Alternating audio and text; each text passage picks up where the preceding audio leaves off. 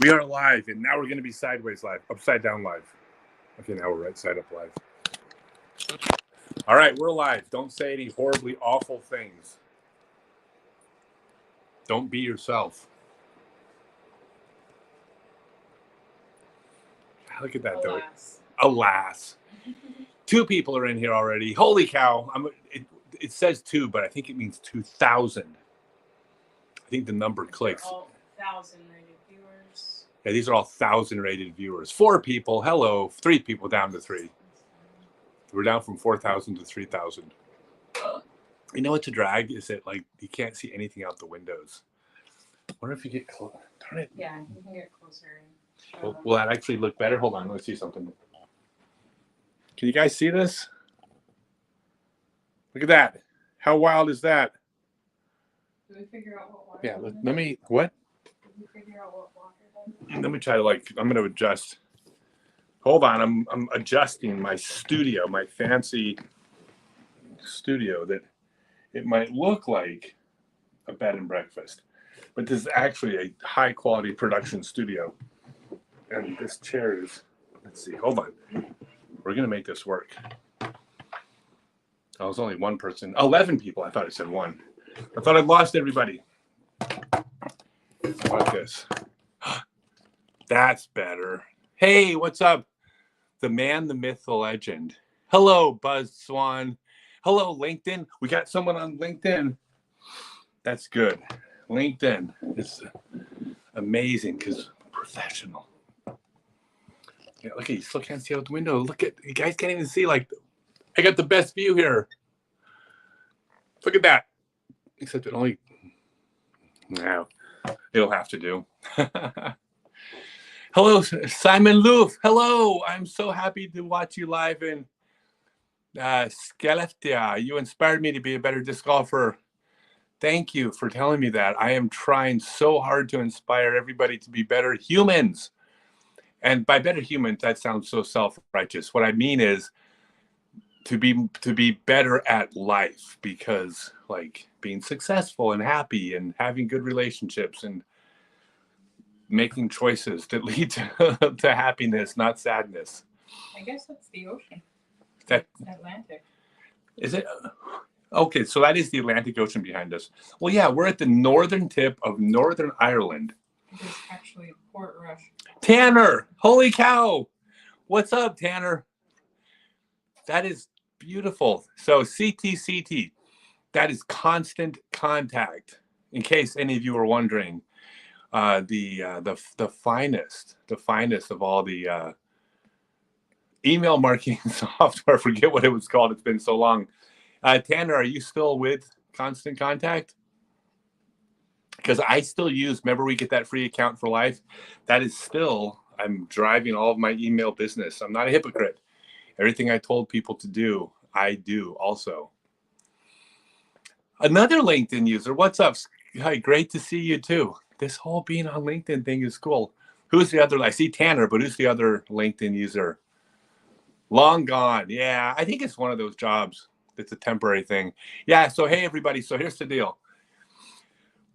After touring for a couple years, I went back to spend a few years to see my daughter off to college, and I got a job selling email marketing software. Thank you, Jess. Hello. Amazing. And I got a job selling email marketing software, and it turned out I'm good at selling stuff. Who would have thunk? So I was with Constant Contact for 1.5 years and had just the best time with the best people. Nothing but good memories there. So, yeah, and everything's great. Yeah, this is the right. Like basically, if you look out, well, you can't see it. Darn it!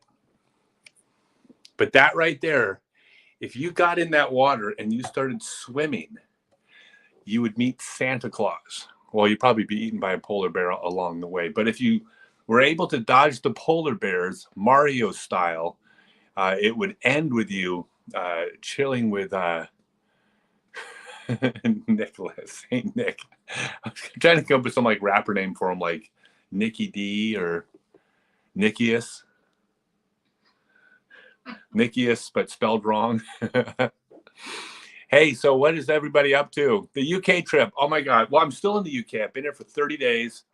Wales, Wales, and then England, of course. And then we were in Scotland, all the way up to Inverness, Scotland. And now we are in Ireland. We took a ferry over here. And I'm telling you something, Ireland is really like got it going on. We were in Belfast, and it is I don't want to say it's the cleanest city in the UK because Edinburgh, Scotland was amazing as far as like nice, clean cities, but Belfast is cool. In fact, we went to a store in Belfast, and the guy asked us, what we're going to do for fun in Belfast. Well, first he said something. I think that's what he said, and I didn't understand him, and then he said it again, and I didn't understand him, and he said it like a third time, and finally I figured out he was asking us what our plans were in Belfast, and we asked him, we said, do you have any recommendations of things to do in Belfast? And this was his recommendation. He says, don't take the bus tour. Now, what you could do is there's some places to visit, but don't do the bus tour. But honestly, if you can make it down to Dublin, way better than doing the bus tour here. Let's see. How many times did he say not to take the bus tour in 1 minute? Like four? Like 4 or 5 times. So apparently, like ever since then, all we want to do is take the bus tour in Belfast. But no, yeah, the UK is great. We're only here for 1 more week, and then we're flying or taking a train. We haven't even booked our ticket yet next week, but we got to go to Sweden. I have an RV for us for the next 3 months for the European tour, sponsored the company Ale Disc Golf Center and Ale. What? Ale. Ale. Well, I pronounce it ale like it's spelled. Okay, Ale Disc Golf Center. I should probably get it right. They provided me with an RV. I don't know. You make everybody say Berg and. Yeah. So, anyways, the Ale Disc Golf Center is and Smell Well, same people that do Smell Well, foot inserts so your feet don't stink after disc golfing all day. They are sponsoring us with an RV for the entire summer all over Schengen, Europe. So we're going to be picking it up in Sweden. We're going to be heading down to Croatia for a tournament, the Pro Forester. Then we're heading to the Czech Republic. Then we're going up to Sweden, Norway, Finland, Estonia. And then the end of the tour, there's apparently someone wants to do a documentary about me in Germany, or it's about disc golf in Germany, but it's about they want to document my return to Germany 25 years later, which is wild, crazy, because you might have heard there's a documentary coming out about me on the 3rd. Like, the hell's going on? Like, but apparently there's this like mainstream documentary on June 3rd. It's called Not Just a Shot at notjustashot.com. And I'm like mind blown that these things are happening. But yeah, that's my summer. So UK is cool. Let's see. My thoughts on the Disc Golf Pro Tour this year. Surprises. Ooh, surprises. Well, so no surprises, because like when you have 50 MPO and at least 20 FPO that are all great. And by the way, the ones that aren't great are like 6 months of practice away from being great. So all the people that aren't in the great category, you're literally on the fringe of being great. So like everyone out there is actually great. Nothing's going to surprise me. Like, is it a surprise when the 30th ranked player in the world wins a tournament? Well, absolutely not. They're like 15 ratings points below the best player in the world, which is like 2 strokes around. It's like the PGA Tour. Like, if you're on the PGA Tour, nobody should be surprised when you win a professional golf tournament. There's not a player on the PGA Tour not capable of winning, and that's kind of the way the Disc Golf Pro Tour is now, or at least damn close. So yeah, so no surprises at all. I'm still waiting for Ella Hansen to break out. I'm telling you, that's going to be the story. I see Ella Hansen when she wins her first tournament. might very well come out and win the weekend afterwards. And it's like, oh, that's kind of just what she does now. I'm expecting that. I think James Proctor. How about that? Here's my prediction. James Proctor is in contention to win the World Championships and the USDGC this year. And if he wins, no surprise.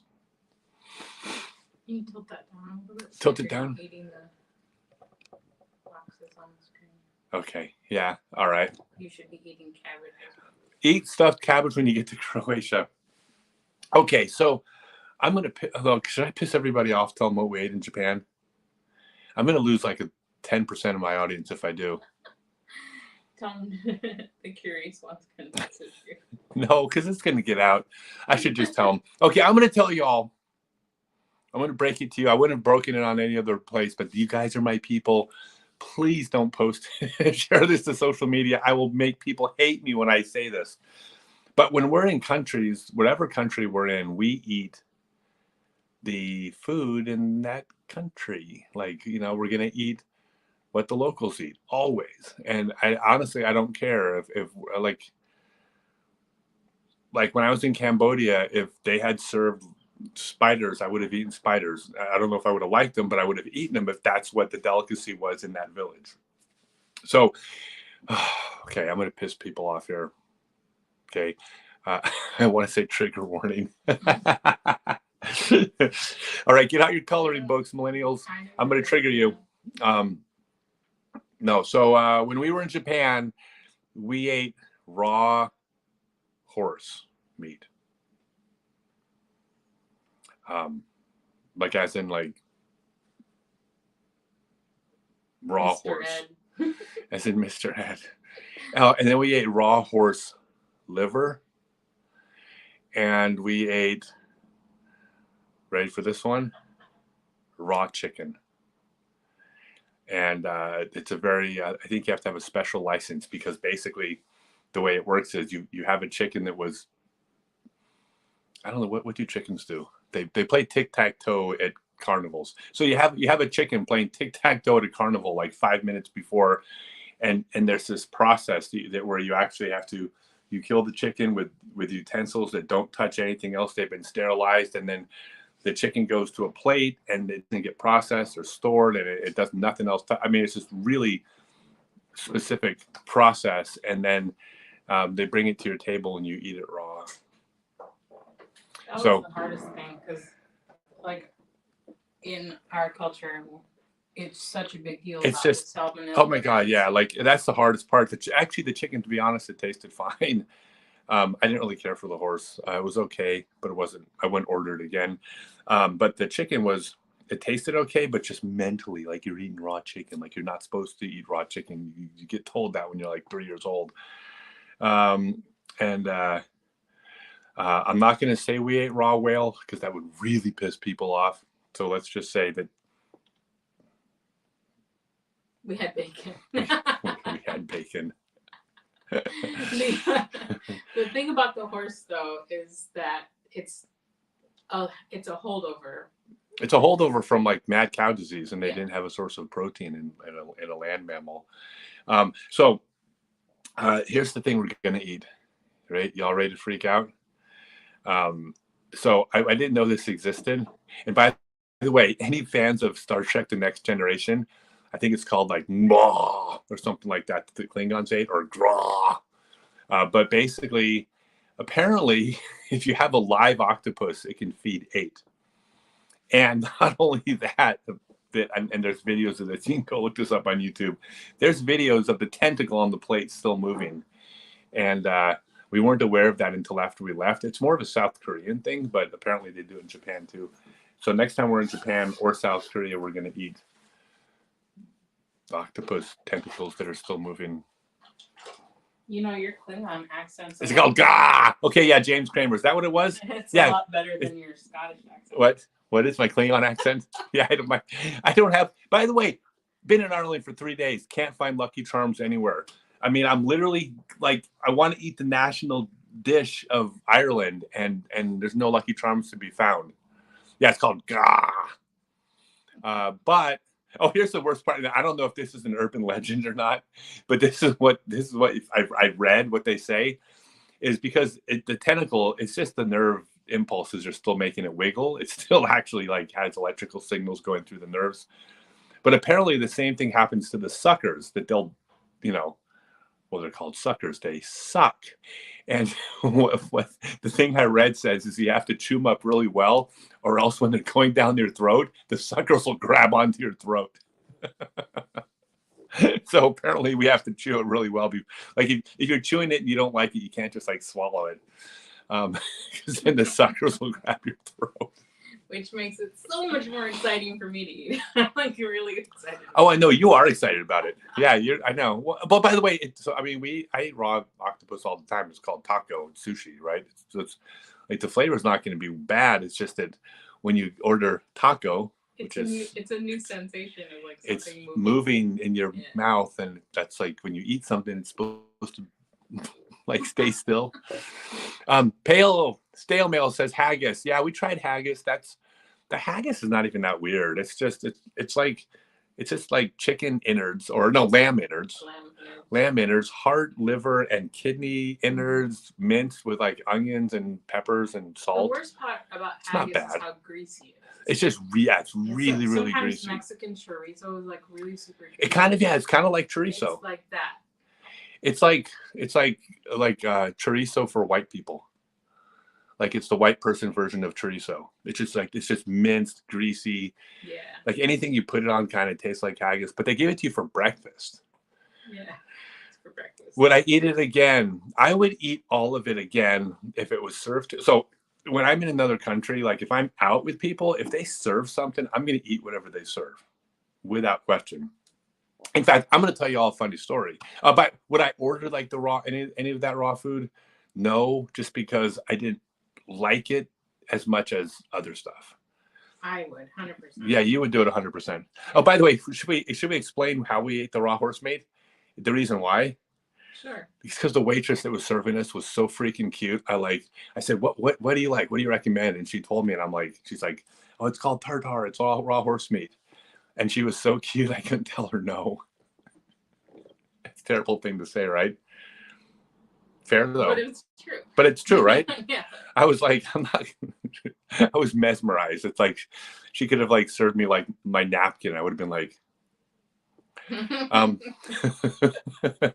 okay, so I got a funny story. So my godfather was a documentary filmmaker.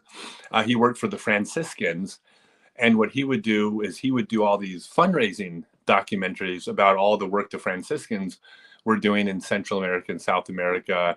I mean, actually in Asia as well. But he would go to places, a lot of times war-torn countries, and he'd go to like dangerous areas. I mean, the stories for days. I grew up hearing all these incredible stories. But one of the things he would do is he would go to like deep into like the Amazon rainforest or Central American rainforest, and he would go document these tribes, and the tribes where the Franciscans were there. And by the way, I got I remember by the way, he's an atheist. He's not even like Catholic, but he worked for them because he respected what they were doing. And I said, well, don't you think it's wrong to be bringing your religion to these other people?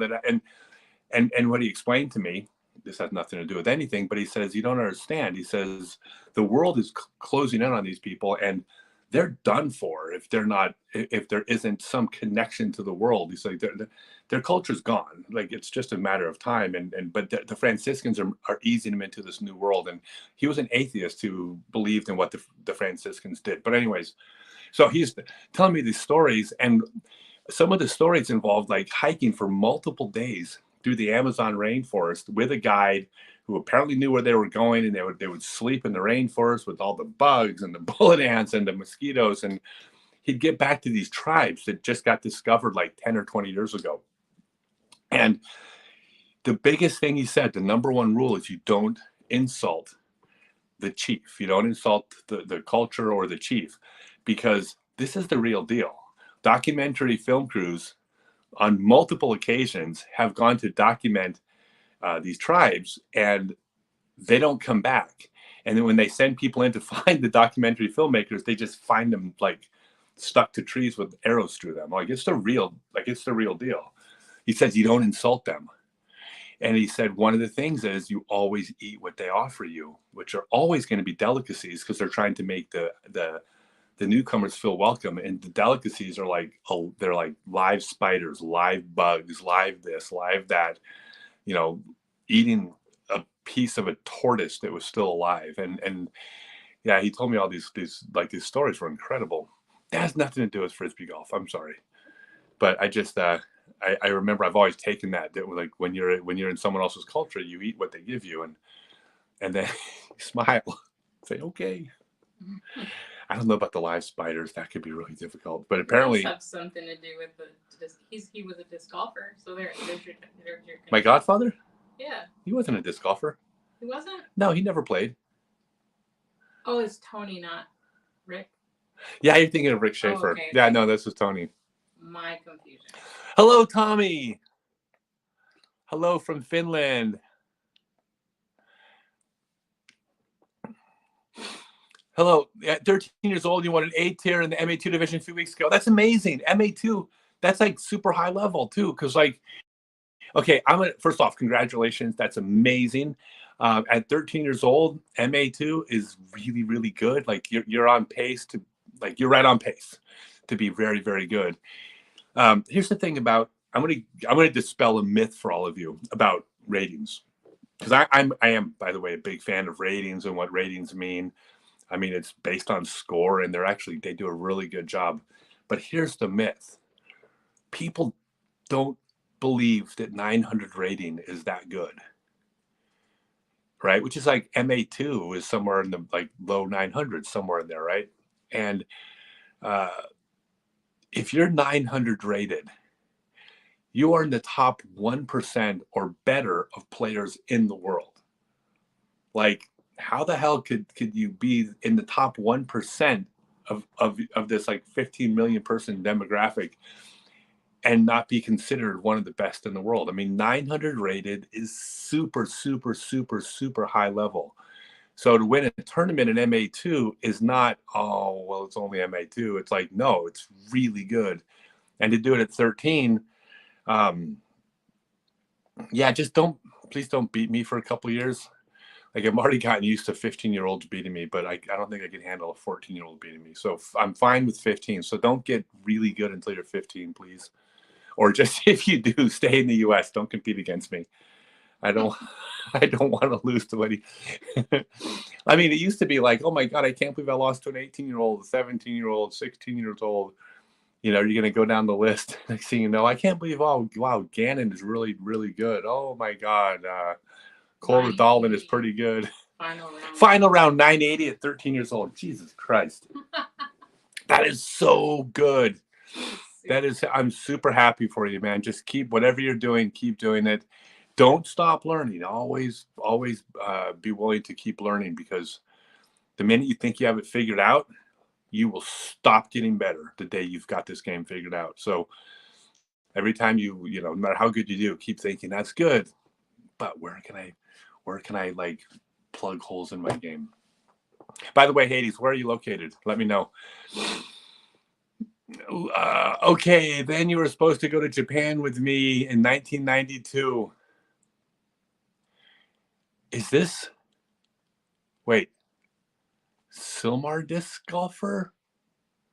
But it says Lige Hood Johnson. That's not Lige Hood Johnson. I was supposed to go to Japan in 1992 with you. I think this is somebody from Silmar who used to play at Oak Grove. And we almost went to the Columbia Open in Missouri also. Oh, you're in Dallas. Nice. So tell me your name. And forgive me, I'm just trying to blank on it, but I remember distinctly sitting in the living room, if it's you, and calling Rick Rothstein from my phone and talking to him about the Mid-America Open in Columbia. Pretty sure. All right. Let's see. Love following your adventures. As a history major, you live my dream of travel, and of course, disc golf. what's fun is that we are learning the history as best we can of all the places we're going. I mean, we're watching documentaries because when we go to the country, like, God, every country's got a story that is so interesting. And in fact, here, I might lose some of you, but I'm going to tell you the first country in Asia we got to because it's yeah, what's up, Tommy?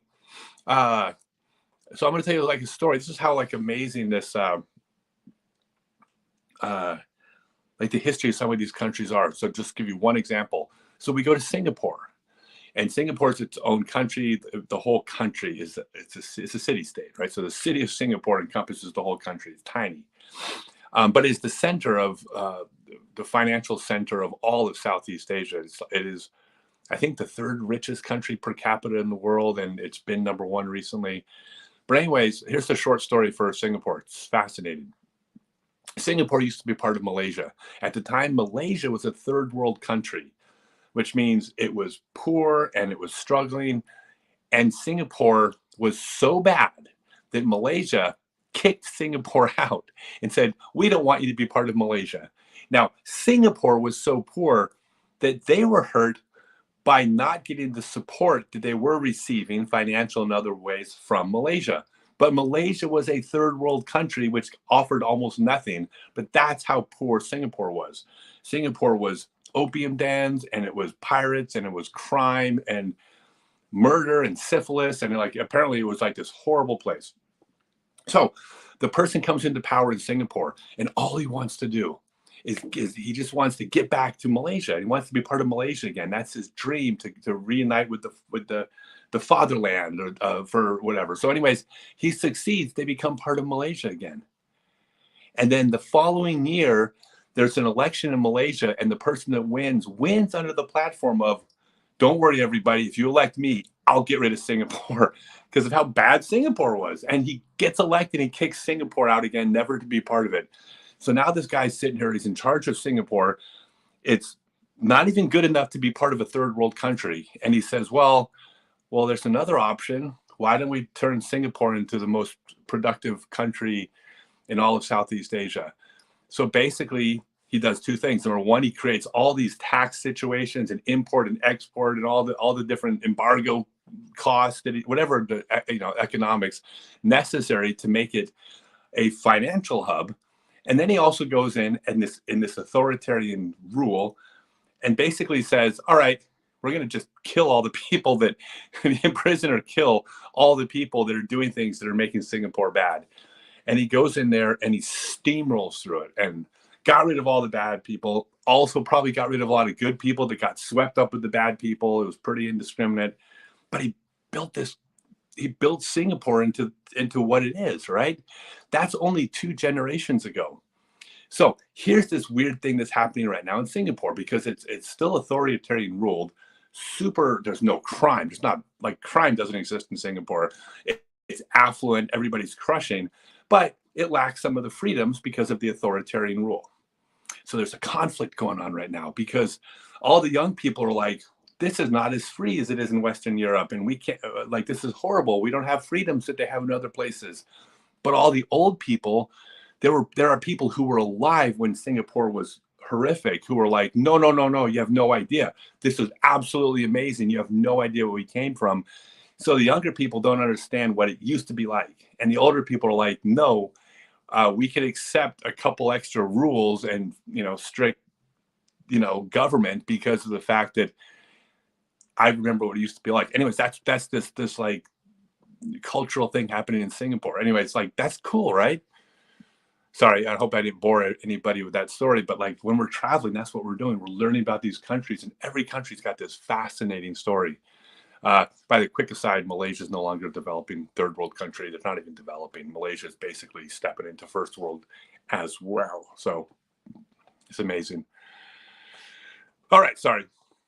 Anyways, hi, Chuck. That was my history lesson. Fascinated by all the history. Hello, Jess. I help run a women's disc golf league in Toronto. Love to share some info from a pro. What's your top tip you can give for beginning disc golfers just learning the game? Okay. So number one, mechanics is everything. Look. First off, the physical laws of the universe don't care if you're male, female, old, young, fat, skinny, pro, amateur. None of it matters. Biomechanics, the way the body moves, that is how you're supposed to play. So first off, there is no such thing as women's technique, or this is what women should do, or when you're a junior, you should do it this way. It's like, no, there's a correct way to throw. So that's the first thing. There's throw the right way. Everything's about mechanics. My top tip for beginning disc golfers, everyone says, oh, just have fun. That's a terrible tip, because you're having fun because you're out there, but telling someone to have fun, you know, golf, frisbee golf, football, foot golf, miniature golf, disc golf, whatever. Golf is the funnest game in the world, unless you're not playing well. And then all of a sudden, it's not so much fun at the moment. So having correct mechanics and getting good, at least improving your game to where you can hit your lines, you're not missing short putts, you're keeping it in the fairway. Like, that's what makes the game fun. It's not fun until you're able to like execute the basics. And I'll give you a quick plug. I have a 6-month online class called Become a Complete Disc Golfer at scottstokely.net. That is the best way for anybody new to the game who's excited to learn all the proper mechanics to get good. So yeah, you got to play. I mean, you don't have to like score well, but look, if you're throwing the disc, here, let me give you an example. I will tell a story, but it's a story I've seen. I don't know how many countless times in 40 years that I've seen. Okay, the guy brings his girlfriend or his wife out to the course. I know sometimes it's the wife that plays disc golf that brings the boyfriend out. Of course, that happens. But over the last 40-something years, it's usually the boyfriend bringing the girlfriend out in this story. And the guy goes out and I watch him, I listen, and he goes, oh my God, this is the greatest game in the entire world. It's so much fun. And then she steps up to the first tee and she stands there and she just like throws it. And it flies 40 feet, 40 degrees off from the direction she's trying to throw. And he's practically saying to her, isn't this fun? And I'm watching thinking, no, it's not fun. Like, if you can't even aim the disc and it flies only 40 feet, like, no, of course she's not having fun. But he's having fun. He can't understand why she's not. Well, if she knew the basic mechanics and instead of throwing 40 feet, 30 degrees off where she's aiming, if instead, right out of the gate, she could throw 150 feet and 3 out of 4 times she could hit a line down the fairway, she's going to have, or he is going to have fun, because now all of a sudden you can aim. And now that you can aim, you can start thinking about angles, how the disc flies. You can start thinking about the wind. You can start thinking about strategy. None of that happens if you only throw 40 feet, and none of that happens if it's not going where you're aiming. Like, it has to have some semblance of control of the disc before it becomes fun. But once you have control of the disc, it becomes the funnest game in the world. But that's what it takes. You got to get the basic mechanics down. That's why my class is so great. And the basic mechanics can be taught to anybody. We do it for blue power even. So. Yeah. Oh yeah. The basic mechanics. Yeah. I mean, when I do work with special needs, I simplify it. But if you read between the lines when you watch what I teach, I'm still basically teaching the same fundamentals. I just leave a lot of the fine motor skills out. But you gotta have the basics down. Once you have the basics down, disc golf is fun. When you don't have the basics down, disc golf is frustrating. All right. Well, people need to ask some questions. Oh, you guys, okay. A very short. No, hey. So let's want to show them the video. Mm-hmm. We should show the video. What video? Never given up. Don't go to the page yet. All right, y'all want to see something really cool, like mind-blowingly cool? If you haven't heard, there's a documentary about me coming out on June 3rd called Not Just a Shot. You can read about it at notjustashot.com. But there's also a music video that comes with the documentary. And I won't just automatically play it. Let's say in the comments, is anybody interested in watching it here? Putting the music video on? Let's see. Let's get the response if anybody wants to hear.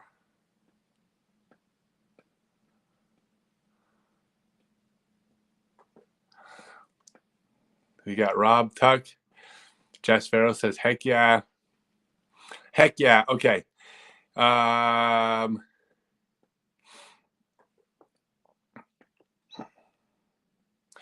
right. The music is good. Okay, let's go. All right, here's what I'm going to do.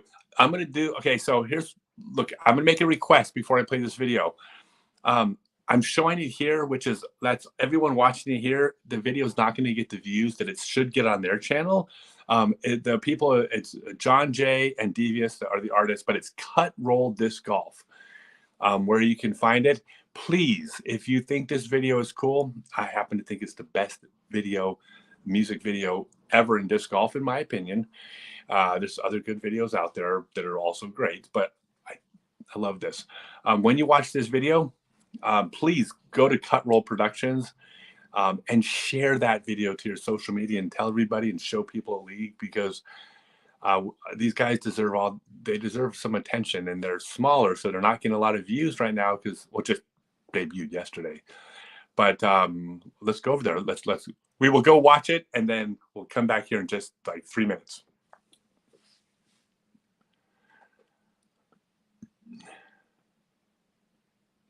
Are we putting it on the screen, or are you making? No, let's put it on the screen. Oh, okay. Okay, yeah, sorry, we're putting it on the screen.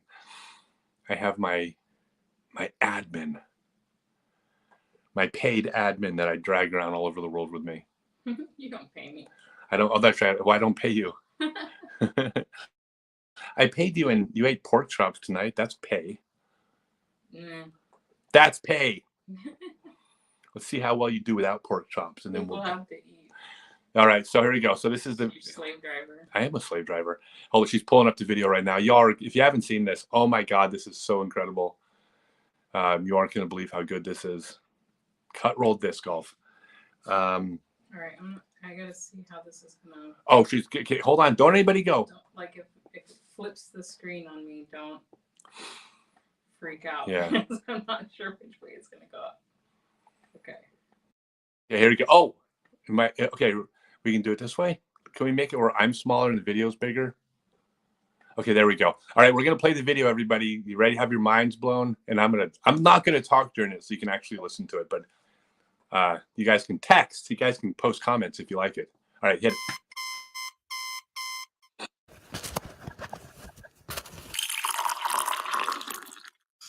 Is it choppy? I think it's gonna be choppy. I'm so sorry, but go watch the video.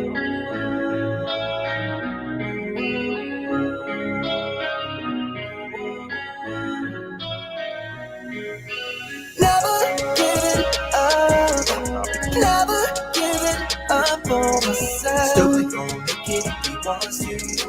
Stokely gon' let's let it play. It's not choppy on their side. Never giving up. Never giving up. No, never giving up on myself. Y'all ain't never gonna stop me. Everybody try to stop me. Told them boys that better watch me. Once I was a boy in the game, now I'm OG. Growing up, I dreamed about it. Motivated by the way it sounded. It was a long shot, but only one shot away.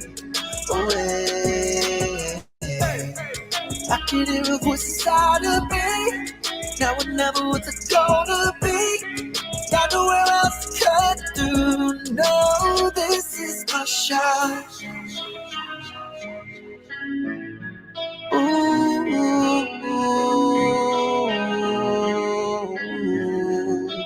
This is my shot. Never giving up. Never giving up. Stokely gon' make it if he wants to. Stokely gon' take it when it comes to. Never giving up. Never giving up. Never giving up. No, never giving up on myself. Ain't no coulda, woulda, shoulda. I looked the part and understood the reason I was put in this position. Seeing my dreams come to fruition. Man, it could have been the worst. Instead of 14K purse was hit the crazy line work. Now my world is gone berserk. Trust it didn't happen overnight. Addiction I had to fight. but it lost and I'm here. The fans behind me screaming cheers. They love the way I teach them. From a distance I can reach them. No cap, I love it too. Helping you and you and you. Everybody's got a passion. Grab a hold of it, take action. Don't let go, it grows massive. Hold the whole game captive. I ain't do it to show ya. I have a chip on my shoulder and a grip like a boa. Aim to hit till it's over. I live this, I love this. Above the substance abuse, been adjusted to nothing, just my history. Stokely gon' take it when it comes to My history. Never giving up, never giving up. Stokely gon' take it. There it goes right here. Never giving up, never giving up. Never giving up, no, never giving up on myself. Never giving up, never giving up, never giving up, never giving up. Stokely gon' make it if he wants to. Never giving up, never giving up, never giving up, never giving up, never giving up, never giving up. Stokely gon' take it when it comes to.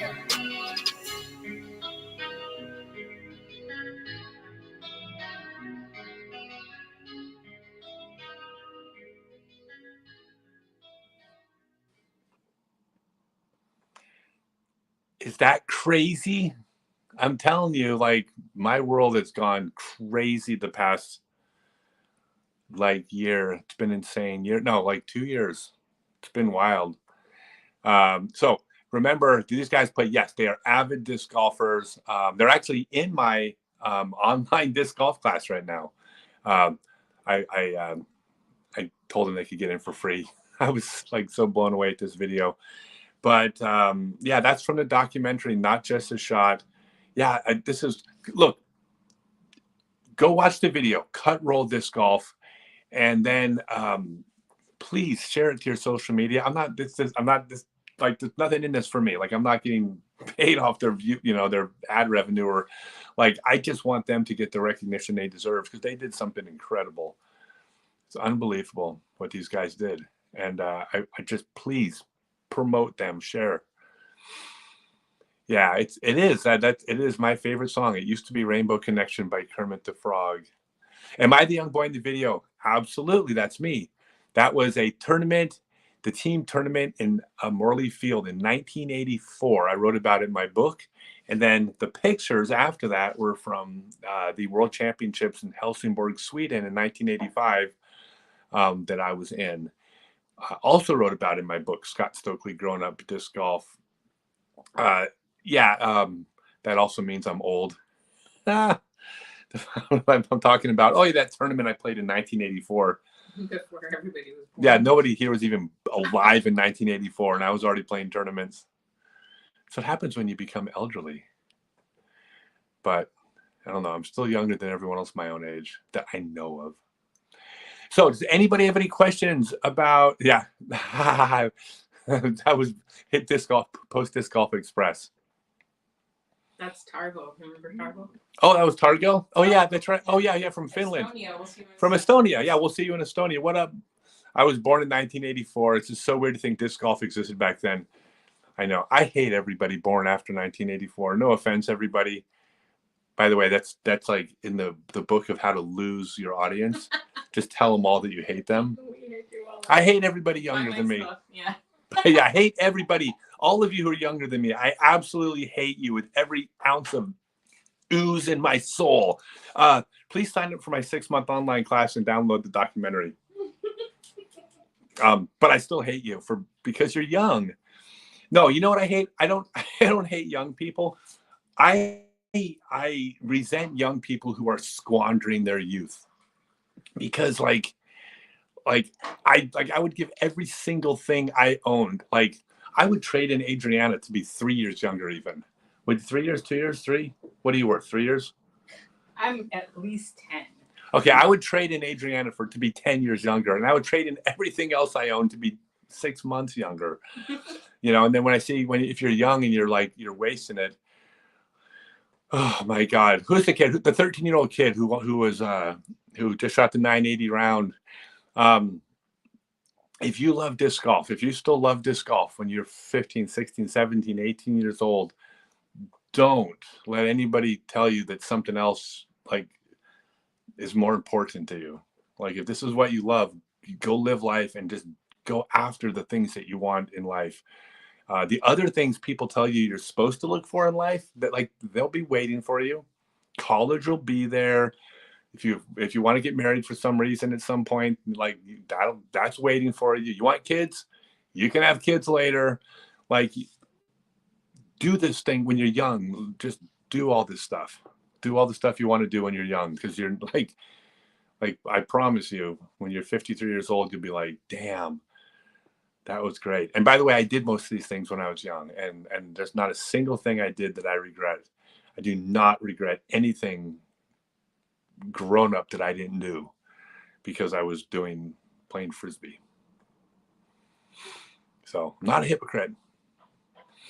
All right. Any tips for playing better during tournament play? I consistently play 50 to 100 below my rating on tournament compared to casual play. And I don't feel nervous when you play. Well, you're saying you feel 50 to 100 below your rating on tournament, but that's your only tournaments are the only ones that give you the ratings. Unless you're talking about your ratings at like a rated league night, which is at your home course, which tells me that you might know that course better. So you need to get there earlier and play. I mean, there's not one tip to playing better in tournaments. But here's what I will tell you. I believe this with all my heart, that mechanics trumps everything. Like, I'm not saying that mental game's not important and fitness isn't important and strategy isn't important. And all these things matter. Proper mechanics trumps everything. When you see someone with good mechanics, you see someone who's scoring well consistently. Someone with bad mechanics, you don't normally see them scoring well. That's the only correlation I see. Mental game, strategy, fitness, all like everything else related to the sport. I see people who do those things well, who score well. I see people who do those things well. They're in great shape and have a great mental game and play, and they're not good. And I see people who are out of shape with terrible mental games who are scoring well. The correlation to scoring well, to me, is trumped by mechanics. Like when I watch the Disc Golf Pro Tour, I see a wide range of people of different demographics, socioeconomic and fitness levels, and like mental game. I see a whole wide range, but you know what I see? I see every single one of them has the fundamentals of how to play correctly down. That's the correlation I see. So, yeah, that's it. And by the way, on my 6-month class, I do spend an entire class on nothing but mental game. So I'll give you one tip. There's a video called Conquering Putting Nerves and Anxiety. And that's a great one it's about putting, but it'll apply to the rest of the game as well. So that would probably be a place to start. Conquering Putting Nerves and Anxiety. How much is the 6-month course? It's $300 for 6 months. You can sign up to pay $50 a month as well. Here's what's going to happen, though. This is what's so great about this. The way I've set up the 6-month class is it's not just you're watching videos and then being told do 25 of this, 50 of that. That's just not what I feel would be the most effective, at least not with my method of teaching. There has to be an interactive back and forth in the class. So the way the class works is there's all the different parts of the game, the physical parts, backhand sidearm putting approaches, utility shots, but also rain play, building a bag strategy, mental game, wind play. And they're interspersed together. But when it comes to the physical part of the game, the mechanics, I have a step-by-step process that I developed over decades where I give you certain things to do and tell you, hard as this is going to sound, forget the other parts of the throw. You got to just get these things down. And then what you're going to do is you're going to be constantly posting form review videos into the Discord server. And I have 3 paid, these aren't volunteers, 3 paid trainers who work for me who are unbelievably talented and good, and they understand my teaching method. And they will be giving you form reviews. Occasionally I'll jump in as well, but they're the core of the business, right? Because that's how I scale. Like I got people helping me, but they'll be giving you form reviews. They'll be critiquing what you do and sending you back out with the changes to be made.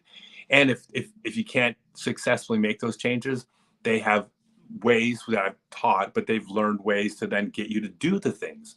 But there's a back and forth where you're posting, getting form reviews, and then going back out and doing the things in the form review. And the way I've set this up is you have an unlimited number of form reviews. Like it's not like you get 2 form reviews a month or anything like that, because everybody learns at a different pace. Some people pick up things quicker than others. Other people simply have more time to practice. Other people have lives outside of disc golf. Hard as that is for me to believe, but apparently people have jobs and kids and other hobbies, relationships, and they can't go out and practice 6 days a week. So basically everybody has an unlimited number of form reviews, because that way there's no pressure to like get it right. There's no pressure of how long it's going to take. If it takes you 3 months to get the backhand down, it takes someone else 3 weeks, it doesn't matter. Everyone's on a different scale, but we are with you the whole time. So I'm really proud of this. I'm really proud of the team that I've built, and it works. And like I said, if the $300 is a burden, or what's the word, hardship, burden, whatever it is, if $300 is, would sting to put out at once, yeah, I got it set up where you can just set up an auto pay $50 a month. That way, that doesn't matter. It doesn't make a difference to me. But yeah, I'm so proud of this thing that I've developed, and I'm so unbelievably proud of the people the 3 trainers. They are so good. Like I even stopped really watching them, because for a while I was monitoring them, making sure they were getting stuff right, and like they just get it all right now. They're great. Comments. Does anybody have any questions? Because it's early in the day. You can ask me about disc golf, travel. You could ask me about relationships and career, but you may get horrible advice from me, because I got a different idea. About disc golf entrepreneurship. Disc golf entrepreneurship. Anybody want to be involved in the business of disc golf? If you have any questions. I mean, the whole idea of this live stream really is just like, I'm trying to impart everything I know. It's like, I'm old, but I got I first played disc golf 46 years ago, and I've been around forever in the game. But not just that, my business is successful now. My relationship is successful, and this is with a life of ups and downs. It's not like, oh, I'm great at everything and everything's been easy. It's like I've failed a lot in my life, but now that I figured things out. Now all I want to do is just impart that wisdom. Like, I didn't have wisdom 10 years ago. I have wisdom now. So if you have any questions, please. And a lot of the about anything, let me help you. On the road, you oh my God, yeah. Back in the yeah. Oh no, basically like the list of things that I created in the sport as far as monetizing the business side of the sport. Like, I'm the first person to travel around the country doing throwing clinics. I'm the first person to be doing private lessons on the road. I'm the first person to do remote video lessons. I'm the first person to do live interactive classes with the form reviews. I'm the first person to do full day seminars. I was the first person to buy their house because of a tour series disc, well, actually 6 discs, where I created the first team, the Discraft team, the first actual team in disc golf. I created that. I'm not bragging. I'm first person to go out and merchandise on the road, where I set up a Tournament Central with shirts and disc golf socks and disc golf hats. I'm not bragging. I created all this stuff that everybody's doing now. And I got more stuff in the works. I got a phone game coming out probably in August. It's been worked on almost a year now. We got a phone game coming out. I've got another huge announcement in 4 months. So, and I got time for everybody to share everything I can, because it's look, disc golf right now, I don't know what it is. It's $300 million, $500 million pie. There's so much money in this sport that there's room for everybody that wants to come in and carve out a niche and do disc golf for a living, or at least as a side gig. So I will help anybody that asks with that, but you got to ask. and then I'll give you my time because I want everybody to succeed. And join the Discord because we're trying to have conversations. Oh, we're having conversations on my Discord server. Go to my website, scottstokely.net, and you can join the Discord, and we have conversations in there. We're trying to grow that. All right. All right, now we Got some questions coming in. All right. I want to help everybody. Favorite place so far? Okay, I'm going to start by saying the disc golfers are fantastic everywhere. My favorite country so far, and I hate picking one because then it sounds like I don't love everything. I've loved everywhere I've been, but I left part of my heart in Japan. The culture, the people, it's like all we want to do is go to new places and have new adventures. And like, I don't want to go to any place a second time. Like in my mind, I'm like, I want to always go to new places. And I was leaving Japan, and I was in the airport in Japan, and I was already missing Japan. So yeah, Japan for sure. My favorite disc golf experience of everything is the disc golf course in Cambodia. Unbelievably, it is so special. Hey, y'all want to hear a funny story about the Cambodia tournament? Oh God, this is like already on my top 5 story list. If you've tuned in before, you've heard this story. This is like the best story ever. So we're at the tournament in Cambodia, and it's not a PG story. Oh, it's not a PG, so I don't care. This is not a PG channel. Hey, to the 13-year-old, cover your ears. Yeah, you gotta get it. Yeah. No. Hey, but you know what though? The story's about kids and all the kids. So you can't. Hey, come on. I won't use dirty words. But I'll tell you what happened. So we're at the tournament in Cambodia. Now I got to give you some background to this. So I get to the tournament. It's just actually a really nice, really good 18-hole disc golf course. And I asked the owner of the property in Cambodia, because he has like a couple huts that he rents out, a little like pro shop. I said, like, how much land do you own? And he says, 0.6 of an acre. Like, what do you mean 0.6 of an acre? Like, well, whose land is the course on? He goes, oh, all of the neighbors. Like, what? What do you mean all the neighbors? So apparently the way it works in Cambodia is if you're not using your land and someone else could make use of that land, like nobody has a problem with it, right? Now, you can't tear down their rice paddy or build a house right next to theirs. I mean, they're within reason, but people own land. And if you can use the land, it's great. So all the neighbors who had never even heard of disc golf before are totally cool with disc golf courses winding in and out of their property, like out in Cambodia. Unbelievable, right? But with this comes everybody's animals, their farm animals, their chickens, their cows are running all over the course. And the kids, every one of these houses has, like 3, 4, 5 kids in the house that are all playing in the rice paddies and the ponds. And so the whole course is just filled with kids because it's literally in their yard. All right, so we're playing the tournament. It's the last round. There's like 5 holes to go. I'm within a stroke or 2 ahead of Tommy. Like we're neck and neck. We're both playing really well. And we get to the tee pad of a hole, and right next to the basket, it's like hole 14 or something like that. There's a water buffalo in circle 1, like an actual water buffalo. And I was like, well, we can't throw. There's a water buffalo right next to the hole. Well, the owner of the property, Jared, who knows decent Khmer, which is the Cambodian language, he speaks it pretty well, but not perfectly. He yells, "Hey kids!" And by the way, in Cambodian, the Cambodian language, he goes, "Hey kids, you need to move the water buffalo." And everybody's like, all of a sudden, like some of the people around are like, what did you just say? And he goes, yeah, he goes, that I know that water buffalo. That water buffalo is a really angry water buffalo. And the only way to deal with an angry water buffalo is you need to move it. Hey kids, go move the water buffalo. He's angry. Okay, that's what he thought he said in Cambodian. There was one mispronounced word in there. And so what he actually said was, hey kids, go have sex with the water buffalo. And oh my God, what did you just say? He goes, that's an angry water buffalo. The only way to deal with an angry water buffalo is you have to have sex with it. Hey kids, go have sex with the water buffalo. That happened in Cambodia. I don't know. It's kind of a long story for a punch, but it's a great punchline. Anyways, yeah. So I love Cambodia.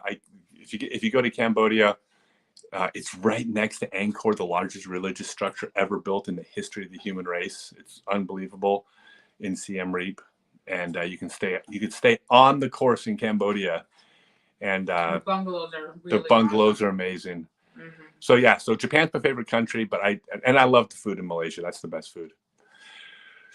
All right. Long story for a 4-word question. You got 9 minutes out of it. I don't care. I'm going to tell that story for the rest of my life, and it'll be in my next book. That's a great story. Hey kids. Hey kids. All right. Next question. Favorite course. Well, my favorite course is Oak Grove Park. The world's first permanent disc golf course. That's where I grew up. It's where I learned to play. It's where I was raised. My dad died when I was 7, and the Oak Grove Gophers, Oak Grove First Disc Golf Club, basically adopted me, and they all became my dads. So that'll always be my favorite course. The best course I've ever played is Eagles Crossing. I love Eagles Crossing in Missouri. The championship layout. The only problem with it is you'll think you don't understand how to play disc golf once you play it because it's so hard. But of course, I love, Toboggan and Idlewild and Caliber. And I mean, there's so many good courses out there, but I'll go Eagles Crossing. Maybe I'm a little biased there, but it is that good. How are you doing on coffee? Do you need some? Oh no, I got a cup right here. Okay. How am I handling the success I'm experiencing at this point in my career? Is it a pleasant surprise? Are you entering the best phase of my life? I've never in my life been happier ever than I am and that I have been for the past 3 years. I've never, ever, ever, ever woken up happier every single day because I found like I'm doing exactly the life I want to live. I'm on the path I want to be on. How am I handling the success? The minute I stop enjoying it, I will quit and do something else. The minute I'm not flattered every single time someone wants my autograph, like it's gotten weird, you guys. Like how many times now have I been recognized in airports? Half dozen? You got recognized at the Ghibli Museum. I was at the Ghibli Studio Museum in Japan and got recognized. I was at a gas station in the middle of nowhere in southern New Zealand and got recognized.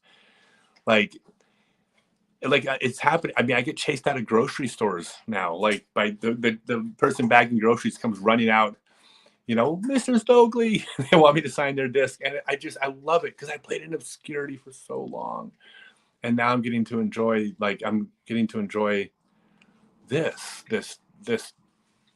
Like it means so much to me that I get to experience this. It's really just incredible.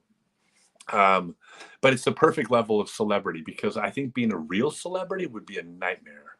In fact, I grew up in Hollywood. Some of our family friends were very well-known actors, and whenever we went out to dinner with them, it was like they couldn't even get through a meal without multiple people asking for autographs, and they didn't mind because that's who's providing their financial success. They weren't offended by it, but at the same time, it's like, man, you can't even go out to dinner. Like my level of celebrity is great. I get to go to a course and I get all this wonderful praise and recognition that makes me feel so good. And then every once in a while I get, I don't know, if I was in the US, it would be like maybe once or twice a week I'd get recognized out in public, but that's nothing.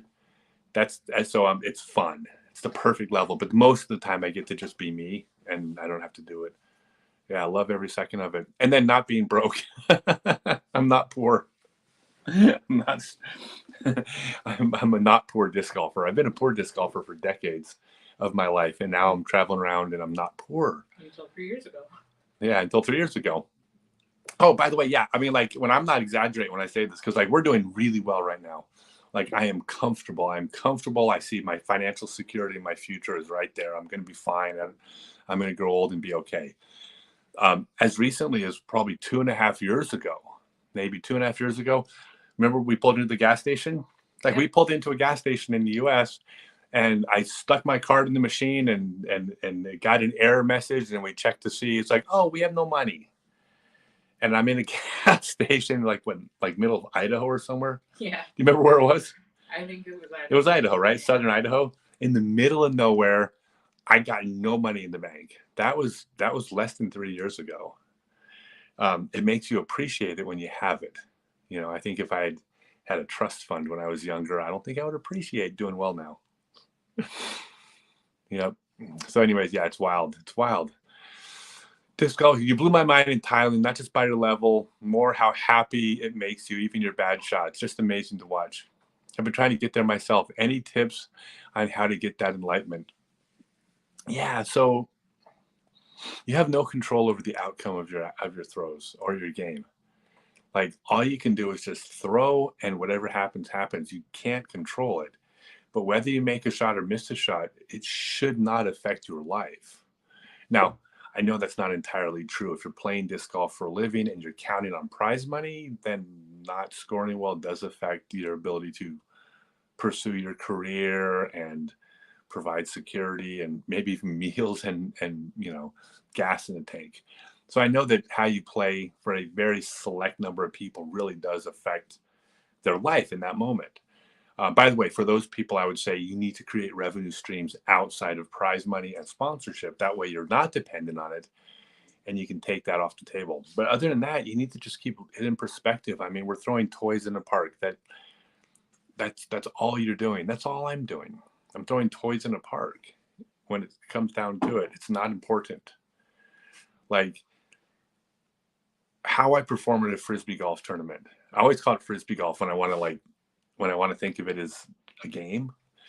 However I played a Frisbee golf tournament has zero impact over my life whatsoever. It's not important.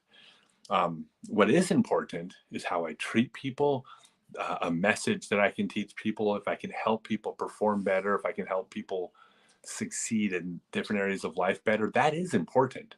I take that very seriously, but how I score on the courses, it just doesn't matter. Like, nobody cares how you finished. I mean, I'm sorry. Like, and by the way, when I say it doesn't really matter, it's okay.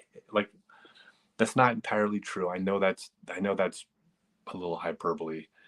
Of course it matters. Like, it's important, and if you're trying to pursue something and be good at it, it's not that it doesn't matter, but you just got to put it in perspective on the grand scheme of things. I mean, you got your health, that's more important than your score. You got your family, that's more important. You know, your kid brother just graduated college, that's way more important than how you scored at the Frisbee golf tournament. You know, your high school gym teacher, the biopsy came back and it's benign, that's way more important than how you scored at the tournament. So it's not that it's not important, but it's just you got to keep it in perspective. I really think that matters.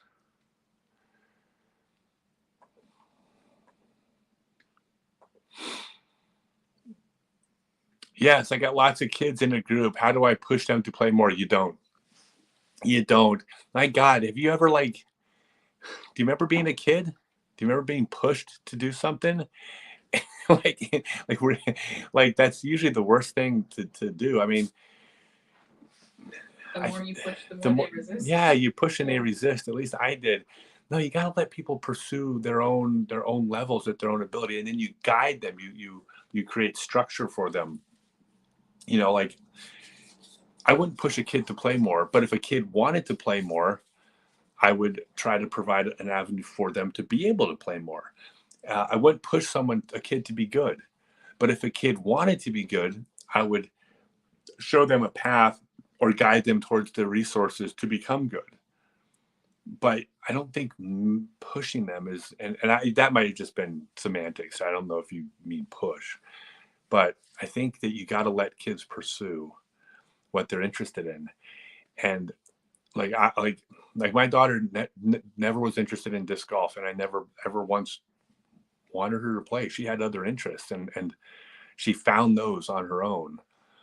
If she had been into disc golf, I would have supported that too. But I just think you got to let not just your kids, but any kids, you got to let them find their path. What was the thing you say about keeping score too? Like, that's relevant because then they get to keep their progress. Yeah, I would say one thing. Yeah, okay, I would say this. Yeah, I'm a huge fan of keeping score for one thing. I'm not. Maybe this is a generational thing, but I'm not a fan of participation ribbons and courage ribbons, or just like playing for fun. At the core of the game of golf, not just disc golf, but the game of golf, is quantifying your success or failure with a number. And that number means a lot. It means, were you better or worse than the person you're competing against? Were you better or worse than how you shot last week? Were you better or worse than what your expectations were? Were you better or worse than the goal setting that you had for yourself over time? But I quantify it with a number. With that, if you're just out there playing and not keeping score, to me, that takes the fun away from it.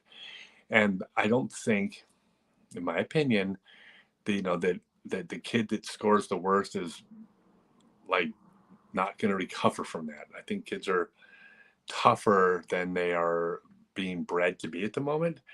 There's nothing wrong with finishing last place. There's nothing wrong, but then they have goals to improve upon, and then if they want to get better, you show them the path. Oh, really? Well, you want to get better? Well, what I noticed is that you kept 3-putting. If you were laying those putts up, all of a sudden, boom! Now they're shooting better than last time. But without a score, then there's nothing to base it on. Yeah, I'm a huge fan of quantifying results. If you're trying to lose weight, don't throw away the scale. If you're trying to succeed at business, look at your bank account every day. Like, that's my opinion.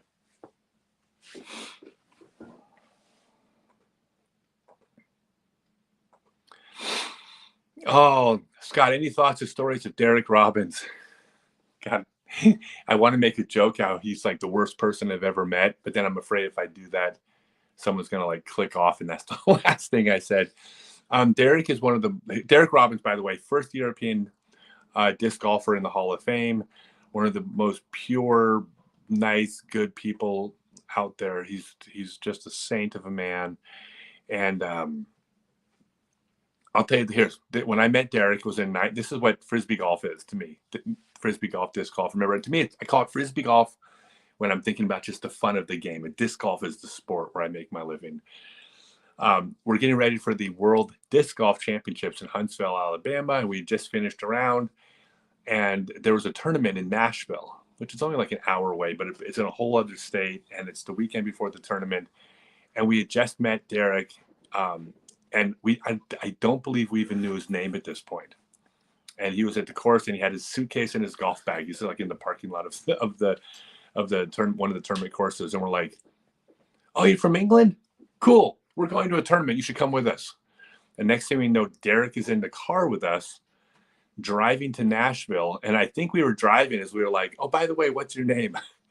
There were 2 other players in the car with us that we just met in the parking lot also. Player by the name of Paul Nitch and some guy named Barry Schultz, who we just met. We did not know them. And within minutes, we're like, "Well, we're going to Nashville. We got room. Anybody want to come with us?" And next thing you know, there's 3 people. I wasn't even in a car. We had like a little camper. Next thing we know, Barry, Paul, and Derek were in the car with us heading to Nashville. We didn't even know each other. And we're like driving to another state to a tournament. Yeah, love Derek. Is that when you found out that he's a raucous tutor? He's what? He's a tutor. Is he a tutor? Oh, he's pretty proud of it, actually. Oh my God, you guys, you would love this. Okay, you think that people are tribal in the U.S. They're like, "Oh my God, you're from Tuscaloosa. Well, I'm from Auburn, so I hate you, and your kids will never marry my daughter because you're from Tuscaloosa, and Roll Tide, like whatever." Okay, like that seems so silly to me. But when you're over here, people, like grown men, will actually argue over like who was like better, the Yorks or the Tudors 600 years ago. And they'll actually play the card. Like I actually heard someone say, "Well, 350 years ago, Sir Charles III would have had something to say about that." And he wasn't saying it ironically. He was actually playing the like, Well, and by the way, I don't know if that was a Tudor or a York or if the person's name was Charles, but basically they in the UK, they'll actually talk about battles that took place like 300 years ago. And like someone gets out of line, they'll be like, yeah, well, 350 years ago, we destroyed you at the Battle of Frankenfloth. And like the person shuts up because they're like, oh, you got me. Darn you with your facts. Darn you with your facts. Yeah.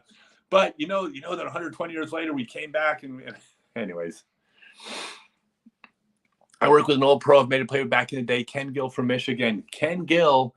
All right. So first off, Ken Gill was like, there was a lot of years where Ken Gill would have been absolutely a top 10 player in the world.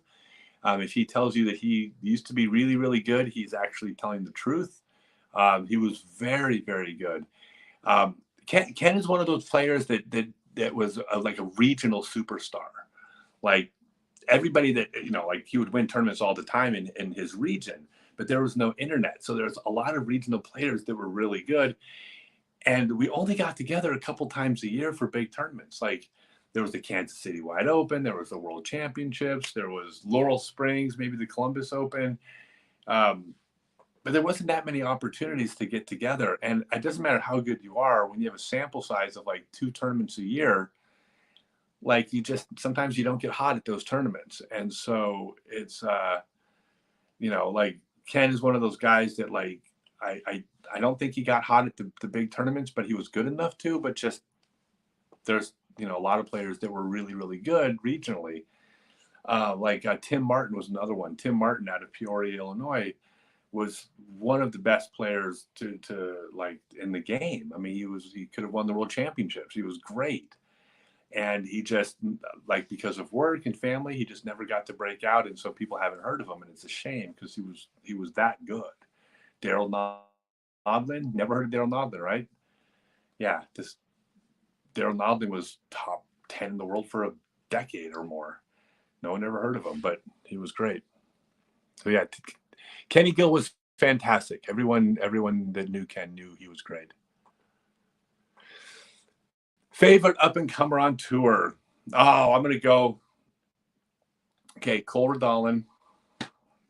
I'm just a massive Cole fan. He's like, it's hard to say up-and-comer. He's been finishing like a couple podium finishes recently. So it's that up-and-comer. I guess he hasn't won one yet, so he's an up-and-comer.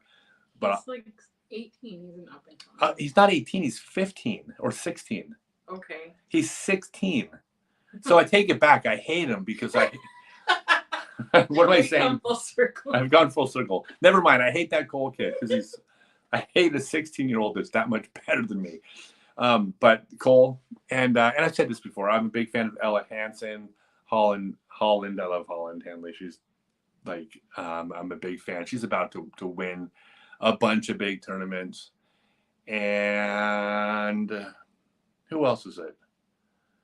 I've become very good friends with Chandler Kramer. I had a great time. Probably of all the players on tour last year, I probably got to know Chandler maybe as good as anybody. And I'm a big fan of his. I wish he would learn backhand. If he would get his damn backhand up to speed, he would be like 1050 rate or 1040 rate, not 1050, but like 1035, 1040. So if he's listening, Chandler, work on your damn backhand. I don't care how good your sidearm is. You need a backhand. I don't care how good your backhand is. You need a sidearm too. So it's both ways. Ken got into the Michigan Disc Golf Hall of Fame a couple weeks ago. Please tell him congratulations from me. He certainly deserves it. Yeah, Kenny Gill's great. Rob Tuck, our aim is to spread disc golf as much as possible. Stonehenge Disc Golf, how can we spread it more? We have a young club and have our first in-house comp.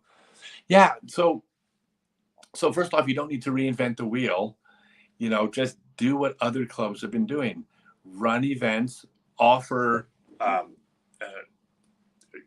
spread the word on league nights, right? Where just keep spreading the word that everybody's invited. One of the things that seems to really help women's golf is to have women's disc golf events or leagues, and which you can't run, by the way. Trust me, if I could run women's leagues just so I could hang out with all the girls, like I would have been doing this for years because, duh, like why? But you got to find a woman in town to do it. But if you get someone on board to do that, then that is something that a lot of women, when they're new, will find it more comfortable to start playing in women's only leagues. And then a lot of them, well, they may never do anything but that, but a lot of them will then migrate into tournaments and other formats as well. But that's a great way to ease that barrier. Doing events at schools is big, right? So right now in the UK, the sport is small. You still have people that haven't heard of disc golf.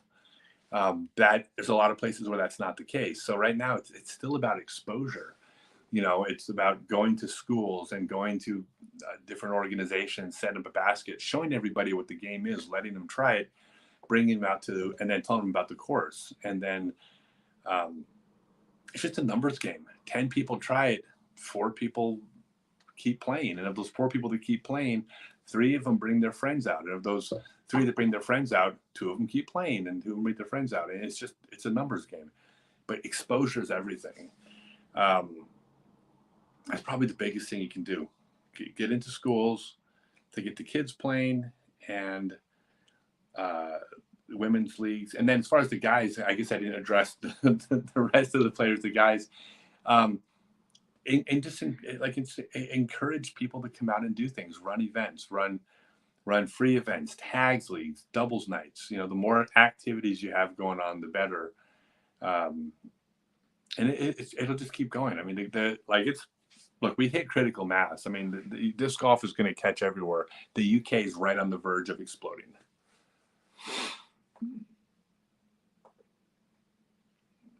My longest ace. Oh God. Okay, I don't even want to say this because I don't even know. I don't know, but it's not long.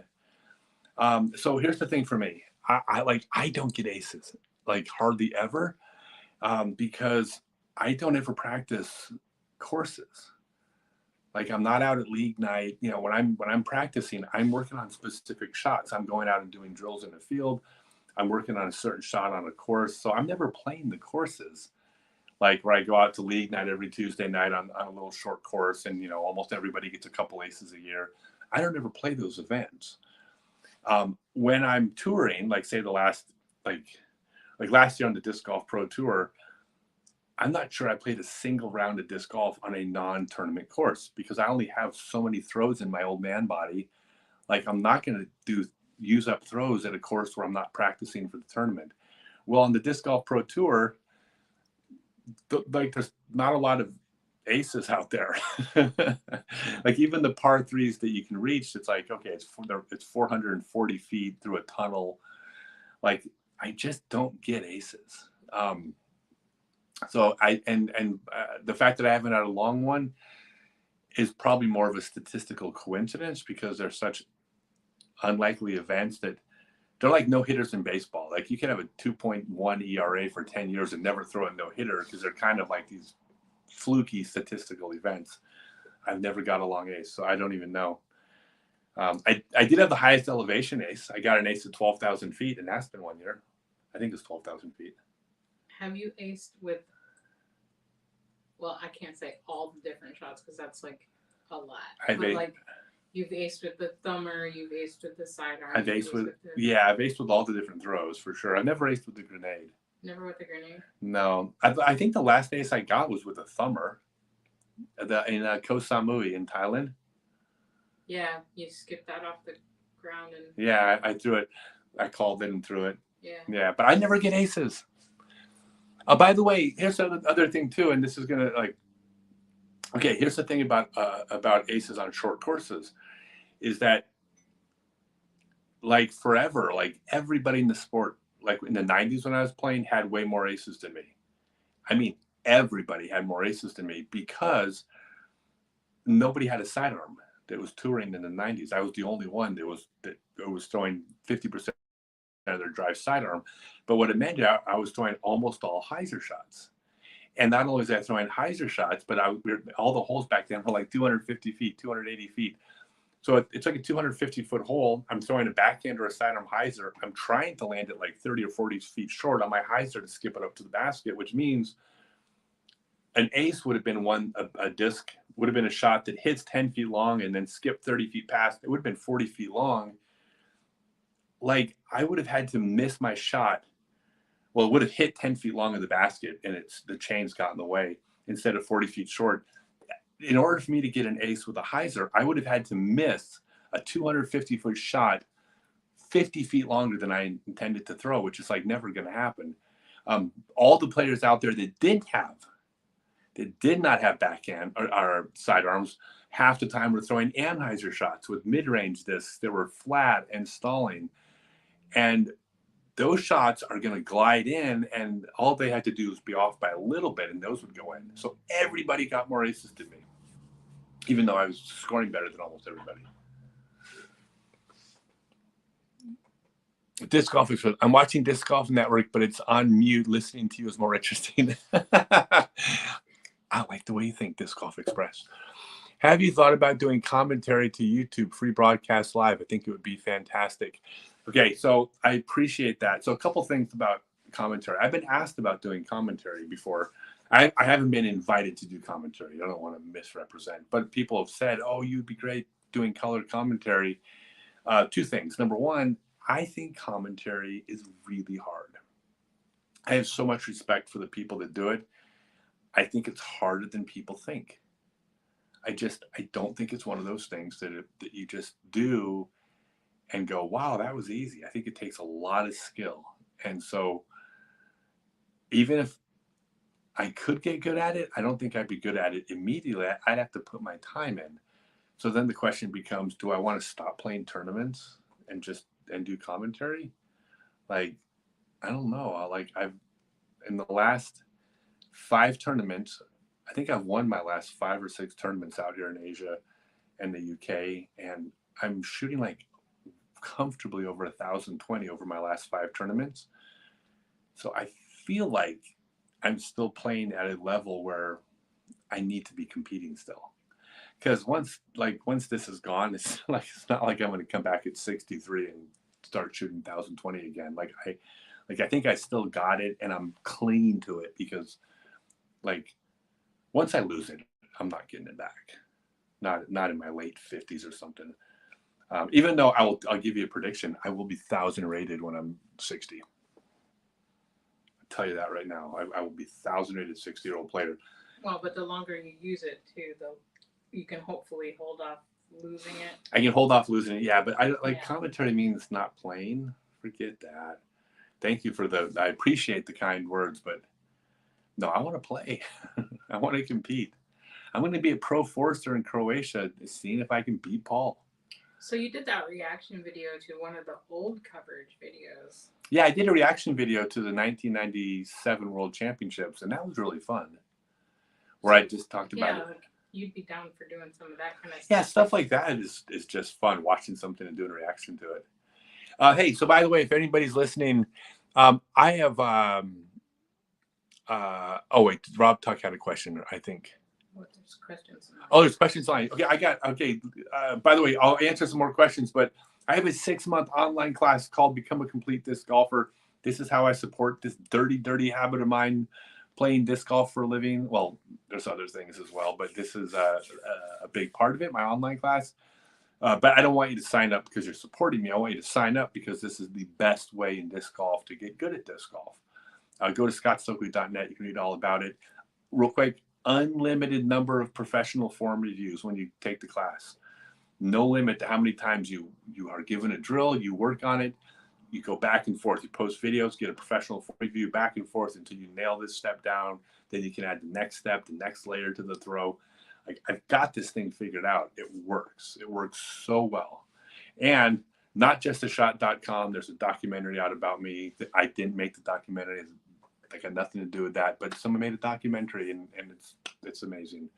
So you can pre-order your copy at notjustashot.com. Is it possible to do an endorsement on a disc golf product? Oh my God, the product that DG Suomi is marketing is the best product in its category, hands down. I mean, do you remember the first time I I'm about to hear about it for the first time. The first time I'm about to hear about it, I am going to be mesmerized by how good this product is. So contact DG Suomi and buy their product. And it better not be spoiled milk or something like that. I'll be so mad if I just endorse spoiled milk. So by the way, contact me if you have a product. If you're interested in doing something, you can always contact me direct. No, get on the Discord. Oh no, get on the Discord. Talk about disc golf entrepreneurship. I'm trying to get people. Disc golf entrepreneurship on the Discord. We're going to talk about that. I'm going to be doing classes in it as well. But no, I'm saying if you want. But I'm saying if you don't want to, if you have a product that you don't want other people to know about, you can message me direct, and I'll, if it's really good, I'll probably try to buy it from you, and then let me market it and then pay you royalties. You'll make more money that way. Yes, I've become that guy. From being in a gas station and realizing I have no money in my account, and 3 years later, I'm like trying to buy your company and put you out of business. And but I have a lot of. We're just trying to make sure the good stuff succeeds. No, the good stuff is going to succeed. I have a lot of reach now, so if I'm involved in something, it's going to do well, and that's just the position I've managed to get to. All right, have a tool. Rule not to bend over when throwing because of spin power. Ever to throw a hyzer, we bend over. Does it mean hyzer won't go as far? So that's a really interesting question. So I'm going to answer that for you. My request, if you're watching this, don't tune out mid-answer, because it's going to start. I'm going to tell you something that isn't going to seem accurate, but you're going to have to hear me out and explain it. So don't misrepresent with a soundbite. The reason why you want to keep your weight above your hips and be upright is because you will spin faster. Okay, it's like a figure skater. If their arms and legs are out, some of their mass is away from their center, they spin slowly. All they do to speed up that rotation is take their mass that wasn't above their center, pull it above their center. Okay, it's just physics. So the more upright you are, the faster you can spin, the faster you can rotate. I should say rotate. The faster you can rotate your body, the farther you'll throw. Absolute fact. When you lean over, you will rotate slower. If you rotate slower, you will throw a little bit slower. Emphasis on two things there. Well, first off, emphasis on little bit, because leaning over a little bit slows your rotation down. Not a massive amount, so the trade-off is small. Okay, so number one, you don't lose a ton of speed on the disc. However, there's a second thing happening here, which is when you lean over, when you throw a disc that's a little bit understable and you throw it with a little bit of hyzer, even though you've thrown that disc with less speed, not a lot, but slightly less speed, because the flight of the disc, because it's understable, is to go up and go flat, it means it'll fly straighter. It will use its energy penetrating forward, and then it'll typically, in most cases, fade less, which means it ends its flight penetrating more forward than fading hard to the side. So even though you get slightly less speed on the disc, you may find that you get more distance because of the shot that you threw. The shot that you throw requires you to throw that shot with a little bit of hyzer. It's the hyzer flip. You want to throw a hyzer flip, you have to throw a little bit of hyzer. And there's three ways you could have changed the angle of the disc. You could have done it with your wrist, which is completely wrong. Just don't do that. I talk about it in my class. Just your wrist doesn't go up or down. You technically, the second way would be to lower your arm and pull the disc lower across your body. But that is a massive power loss between pulling it up here where you're strong and pulling it across your belt line, for instance, where you're weaker. So to get the angle on the disc, to give it the hyzer flip, the smallest power leak is going to be by leaning over, but then you more than make up for that power leak with the extra distance you get because of the flight of the disc, because you threw a hyzer flip, not a straight shot or an anhyzer with the disc that will fade harder. So I hope that makes sense. So getting more power doesn't mean, so power and distance are two different things. Remember, if you're trying to throw a long shot, it's not how fast the disc leaves your hand on the radar gun. It's not how many rotations per second the disc is rotating. If you're trying to get maximum distance, the question is, how far from the tee pad did the disc land. So the most distance is what you're looking for. The most speed or most rotation or most even power is not exactly right. It's you're going for distance. You quantify that with distance, with nothing else.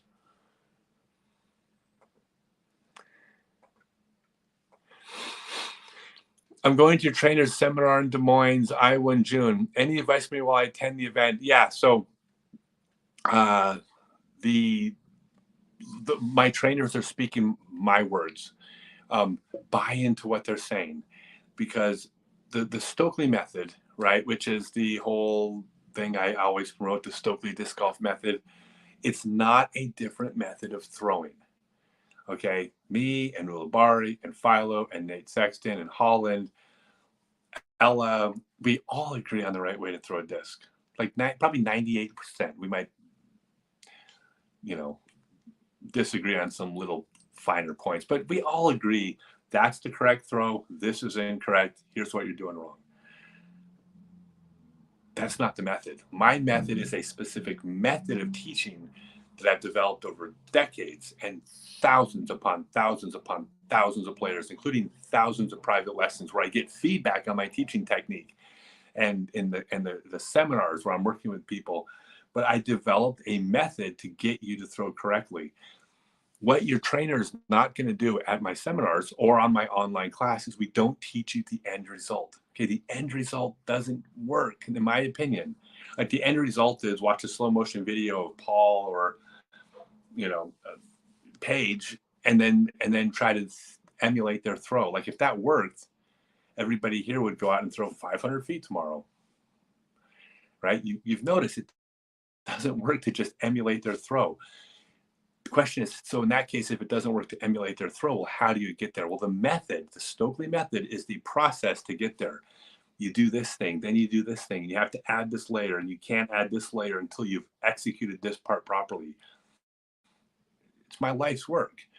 There's developed this process to get there. Well, when you go to the seminar, the person teaching the seminar, I think it's that's Tyler, right? Des Moines? Yeah, Tyler. Yeah, Tyler is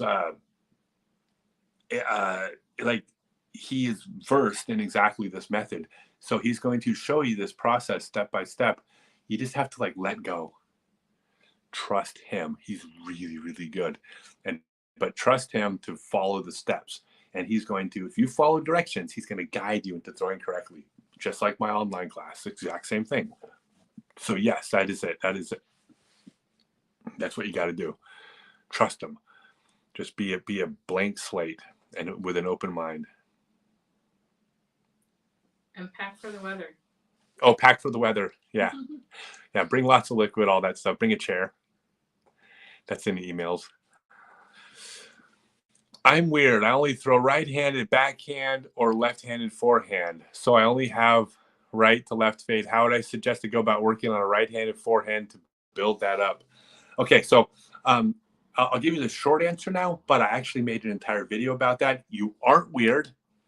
Well, I mean, maybe you're weird, but we're all weird in our own ways. But it's not that unusual. It is actually not that uncommon. Here's what I will tell you. The short version of this is that, generally speaking, you can learn to throw a backhand with either hand. You might have a dominant hand, less dominant hand, obviously, but one is better than the other. I mean, both are still capable of throwing. It is nearly impossible to learn how to throw a baseball with both hands. Okay, y'all figured this out. If you're right-handed and you've ever sprained your right wrist, and so for a month you had to go play disc golf with your left hand, you can get pretty good at it in a month. Try throwing a baseball with your left hand if you're right-handed for a month. In a month, you're going to be terrible. So you cannot really dictate which hand throws the sidearm.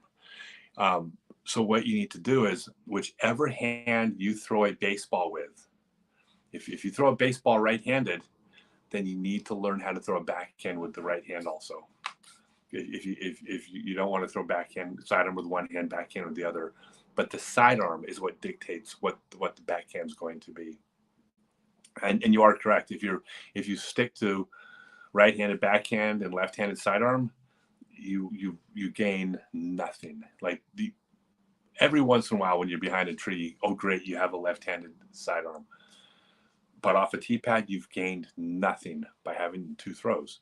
So whatever hand you throw the sidearm with, best, or forget frisbee, whatever hand. If there was a wolf attacking the sheep in your flock, and you had 2 seconds to pick up a rock and throw it at the wolf, like which hand would you throw with if you were trying to clunk the wolf? Like that's your sidearm hand. Throw the backhand with the same hand, and you just have to.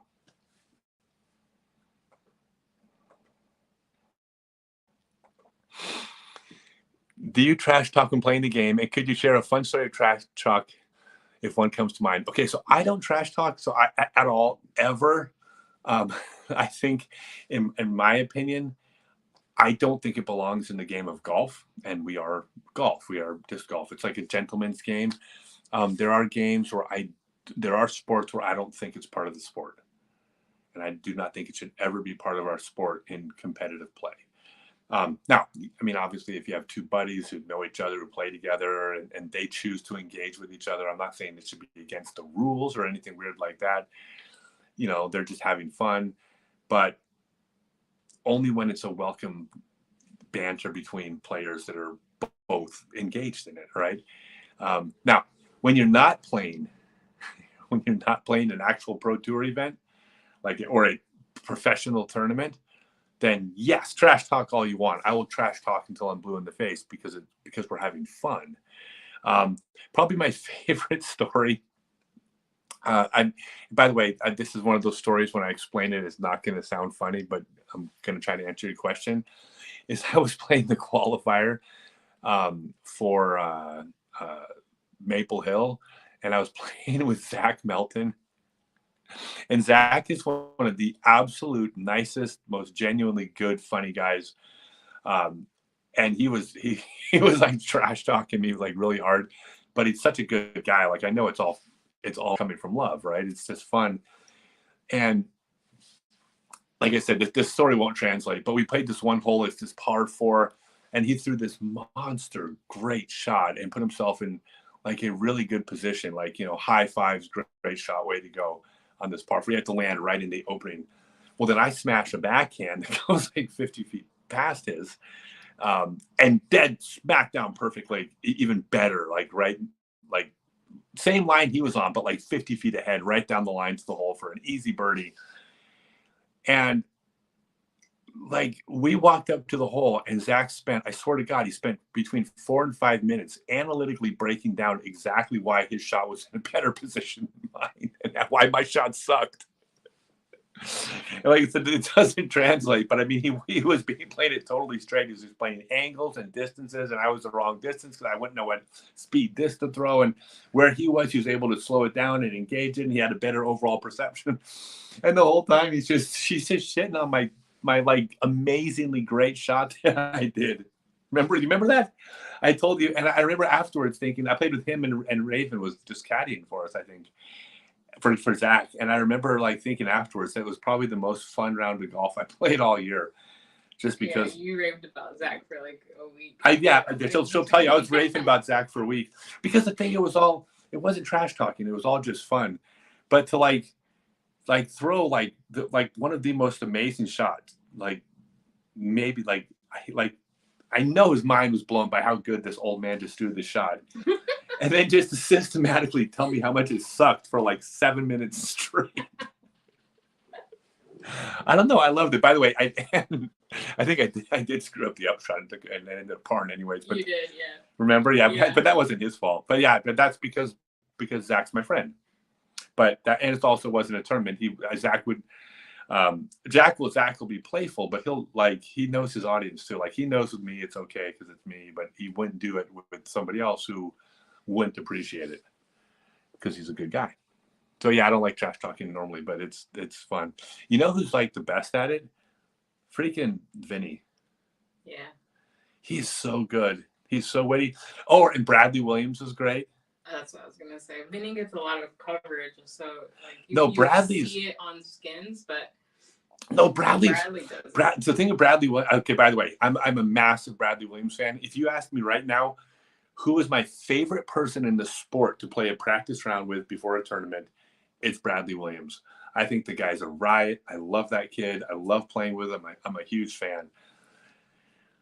The way he talks trash is like he'll like somehow like he's able to like compliment you. And like as he's complimenting you, you feel part of your soul being ripped out because you know he just shit all over you. But you can't exactly tell how because he said it in such a nice way. Like he doesn't say like mean things. He's got this. It's like this. It's a super high level, sophisticated sense of humor that like you don't know he's making a joke. All you know is that it kind of made you like like he'll tell you nice shot and you feel like your puppy died or something. Andrew Fish. Andrew Fish is also great. Andrew Fish is great. But I love. But again, these are my friends, and so they're like Bradley doesn't talk trash during a round of golf against competition. But with his friends, he's gonna have fun with his friends. Him and Albert Tam go at it. Those guys are just like, I mean, they're great, but I think it's fun. But in practice. Is teaching my main source of income. What could I do as a business in disc golf? Actually, oh God, I hope this doesn't get out, but I smuggle guns across borders. Don't tell anybody. There's so much money in being an arms dealer. I keep trying to tell you that just because you call them guns doesn't mean. Just because he's oh God, yeah, no 53-year-old has guns. You're working out. I do work out a lot, but guns I don't have. No, my main source of income is I have a disc golf mutual fund. How about that? That's my word for it. I have interest in so many different things in disc golf. I have a player out there teaching. Well, actually, I have 3 people technically that teach seminars for me. I teach throwing clinics at all the cities that I go to or the cities in between. I have an online store at scottstokely.net. I have golf carts at Gotta Go, Gotta Throw. I have barbecue sauce at my store. I have Patreon. I've got YouTube ad revenue. I've got my book, which sells. I get quarterly checks from my book sales. I call it a disc. Did I mention the store? Yeah, I have tons of tour discs at my store. I also have full color Stokely Universe discs available at my store. By the way, I just signed a deal. I'm about to announce a big announcement with Hyzerflex golf bags and Hyzerflex rangefinders. I'm sponsored by them. I'm sponsored by All A Disc Golf Center and also Smellwell Footwear. But the reason I call it a disc golf mutual fund is I don't put all my eggs into one basket. I have all of my business interests in disc golf spread all across the sport where like, okay, so maybe my seminars don't do well this month, but my clinics will do well. If my clinics don't do well, I have a new tour disc out that does well. But it's a mutual fund, which means I'm not dependent on any one source of income. All I'm dependent on is disc golf being successful. So it's like, it'd be like having an internet-based mutual fund in the early 2000s. Like as long as disc golf does well, I'm spread out into all these different areas. So that's where I do. Now, I would say the bulk of my money comes from my online class and my online store. And when I'm in Scandinavia, my clinics will do really well too. I also have a phone game coming out, I think in August. And I have another huge, massive, the single, like by far, I have a disc golf project that I'll be announcing in about 4 months that is bigger than all of my other disc golf businesses put together. And I'll be announcing that in 4 months too. So yeah. And of course, OnlyFans. Come check out my OnlyFans page. All I need is, if I could just double my OnlyFans income, I could go to Burger King tonight. Yeah, then you could actually pay me. I'm not going to pay you. What do you pay you? My God, I feed you, I bathe you, and I take you all over the world with me. That's all you get. You get 1 meal a day. Yeah. With water. With water. That's true. Actually. And by the way, if you leave me, you get nothing. Mm-hmm. You get nothing. I've signed no contracts. So now you can't leave. Yeah. Or I can be okay with nothing. You don't. Yeah, I don't need anything either. I give away. By the way, the funny thing is I'm making really good money right now, but like I told Adriana when I met, I said this is really important. I said I'm going to be making because I had just took off, got rid of every single thing I owned that I couldn't fit into a small economy car. I gave it away or threw away. I was just taking off, hitting the road, about to start this massive disc golf venture where I'm going to be doing lessons and seminars and clinics and travel and store and tour disc. Like I had this, none of this is an accident. Like everything we're doing right now in my business world, my life, my traveling, the world, everything, this is all when you say like 90% of this, I told you I was going to do 3 years ago, right? Yeah. Like this is all a plan. I mean, this was like a 3 to 5 year plan to be doing exactly what I'm doing. So it's no accident. But I told her I was going to make a lot of money. I said, but here's the thing. I give a lot of it away, right? Yep. I said, if you're going to be with me, I said, if you even for a second ever like turn into the partner that's like, oh, why are you giving away so much money? Or, we could use that. I'm like, we're not like, did I not tell you it's not going to work? Mm-hmm. I was like, this ain't going to work. Like, you can't get in the way. Like, we're going to make enough money to us to do our thing, and everything above and beyond what we have to live, we're going to basically give away in one form or another. So we're going to put it into, there's a disc company I'm developing country discs for developing countries in Indonesia. I'm getting behind. There's no money in that. That's never going to make money, but it is going to bring golf discs to 150 countries. Where am I in Northern Ireland? Where are we? What city we're in? Port something. That doesn't mean anything. Will you Google? I don't even know what city we're in. I'll tell you in a second. Google what city we're in. Well, I just know you have a Coleraine clinic tomorrow. I'm going to be in Coleraine for a clinic at 9 a.m. tomorrow morning, and then I'm playing doubles afterwards in Port Rush. We're in Port Rush. Here, check it out. There's a sunset Look at that. There somewhere. Yeah. So yeah, we're right. Basically, that's the Atlantic Ocean right there. We're in a bed and breakfast. So fancy, right? A disc golfer that could actually have a bed every night. And where's next? Next is we're picking up our RV in Sweden. And then after we pick up our RV in Sweden, we're going to be going to Pro Forster in Croatia and then the Czech Republic. And then we're just doing the Euro Tour or the PDJ Europe. It's going to be amazing. Let's see. Do I need a caddy in Finland in June? Probably not. I actually have a caddy sitting right next to me. And I don't want to gross you out or anything, but some of the caddy duties required you probably don't want to do. And you don't get to eat. Oh, and you don't get to eat. No, I feed you. I feed you once in a while. I feed you when And you only get to drink water. You only get water. Right? Yeah, it's not a very good gig. It's not as glamorous as it sounds. It's not as glamorous as it sounds being my caddy. It's kind of actually horrific. And I would tell you what it involves, but there's some things you can't unthink. So I won't tell you. So you're welcome. By the way, if you're tuning in new, let's see. Oh, James Kramer, I'll message you to see if you want a Scott Stokely branded beer. Okay, so actually, I'm totally flattered by the offer, but I don't drink. So it would be very disingenuous to promote, to have a Scott Stokely branded beer.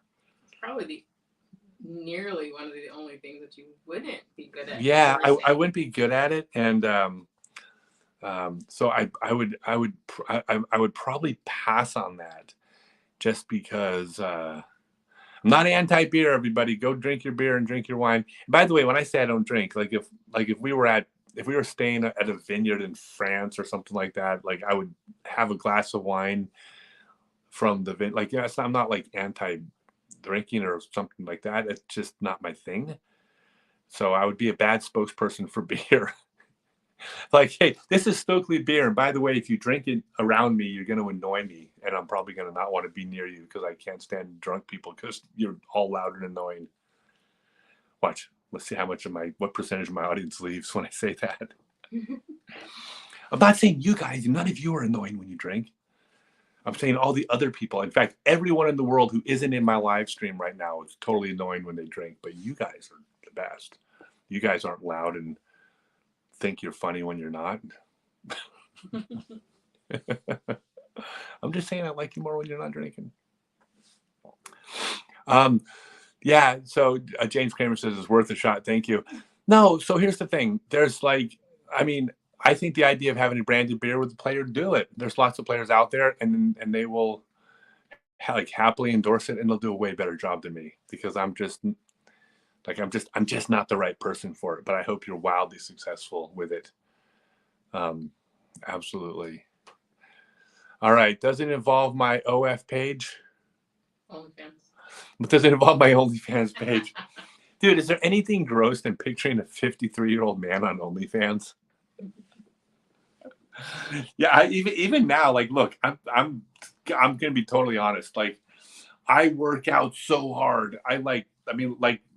Last night, I worked out for 2 hours last night, and I do about 200 grams of protein a day because when you're old, it's I work harder for this very mediocre body than anybody, but for 53 years old, it's pretty good, right? And when I look in the mirror, and this is almost the first time in my life when I look in the mirror, I go, wow, that's really good. You look really good, Scott. For 53 years old. If I looked in the mirror and thought, and someone told me that person in the mirror was 30, I'd be like, oh God, what the hell happened? You just let yourself go. But when I look at it and I say that's a 53-year-old, I'm like, that's pretty darn good. Well, and it's way darn gooder than it was 2 years ago. No, I had to. And by the way, the documentary, Not Just a Shot, that comes out, there's actually a part where I talked about that, where I was like, I'm going to go back on tour. And I was in pretty good shape 2 years ago, but all that meant was I wasn't obese. I wasn't in great cardio shape, and I certainly wasn't strong. But compared to the other 51-year-olds, I was like, well, I'm not overweight. So I'm actually on the top end of the scale as far as healthy 51-year-olds. But then when I tried to train for the tour, it was like, nuh-uh. My body was like, you can't do it. And so I actually went on this rigorous, absolutely intense. One of these days I should actually publish my, because I got my Planet Fitness. They actually we'll show records of all the working out you've done. I mean, it was 6 months where I was hitting 4 times a week, 5 times a week, and in a different city every single time. It's the hardest I've ever worked in my life. But well, when we were going through the pictures, when you were sending stuff to the producers for the documentary, we could see it, the videos at the beginning of. Oh my God! Yeah, in the documentary, at the beginning of the documentary, I have a really fat face and my neck kind of goes straight down. No, I mean, look, I didn't look bad. I don't think I looked bad. I'm not being, no, it's just self-deprecating. Yeah. It was okay, but it was clearly I was 20, 30 pounds heavier. It was wild. So anyways, yeah. But yeah, my OnlyFans, I've been on OnlyFans now for 2 years and I've made $1.40. And I think that was from you. Thank you for the $1.40, Adriana. Sympathy pie. That's after OnlyFans took their cut. Well, you know what's amazing? There's literally 0 people on OnlyFans that want to see a 53-year-old man, except for those people with 53-year-old man fetishes. If someone has a fetish for 53-year-old men, oh, I am money. I mean, but they're all guys, so the guys they're not really your type. No, okay. So I'm not interested in guys, but if they're on the other side of the screen and I don't know who they are and they're paying me money, $1's a dollar. $1's a dollar. But if they send me a picture of the autograph, I might have not. Hey, that's not my thing. But their money spent, so I don't care. I like everybody. Do I have any good silverfish? Do I have any good forehand tips? Yeah, first off, it's called sidearm. Get it right. I'm not going to win this battle. We're going to. We're going to take over the world. Somehow, God, it's called forehand now. Everybody calls it forehand, and it's called a sidearm. It was called a sidearm. The Healy brothers called it a sidearm in 1957 in the Upper Peninsula of Michigan, and Ken Westerfield and Victor Malafronte called it sidearms, and Stansel Johnson called it sidearm in his book, and like it was called sidearm. Forehand was the nickname, but forehand's become so popular that it's like it doesn't matter. I mean, language changes. No, we're just gonna have to decide that Stokely people are elitist, and we call it. That's right. We're gonna be elitist. Yeah. Oh, so by the way, should I tell them about the page that's about to launch? What page? Disc Golf Dictionary. Oh. I'll announce it here. Y'all want an announcement? I got so many new projects. Like I'm working on so many different projects. Check this out. Can I announce it? Yeah, go for it. Okay, this is about to go live. I'm saying within the next month because it involves a lot of database. But discgolfdictionary.com is my website, and it is going to be a clearinghouse of all disc golf words and slang. And it's going to be run like the Urban Dictionary, where it's going to get up votes and down votes. And so basically, like I can decide that the term is sidearm, but if people want, we're just going to downvote everybody. We'll downvote everybody that will manipulate the system. No, we won't do that. We won't do that. But it's discgolfdictionary.com, and it's going to be the slang. Because here's the cool thing. There's DG Suomi has a great question. It's absolutely positively like something I'm excited about, and pages like this, like the disc golf lessons page that we're about to just send out a massive advert for as well. Like I'm just trying to put stuff out there for the sport that's cool. I mean, I'll advertise my stuff on the Disc Golf Dictionary page, but you don't get money off banner advertising. This is more just for something I want to do to have, but I'm having to pay someone to build a database. But it's going to be really cool because it'll be the center of the disc golf slang world, and people can introduce. By the way, what's cool is regional slang.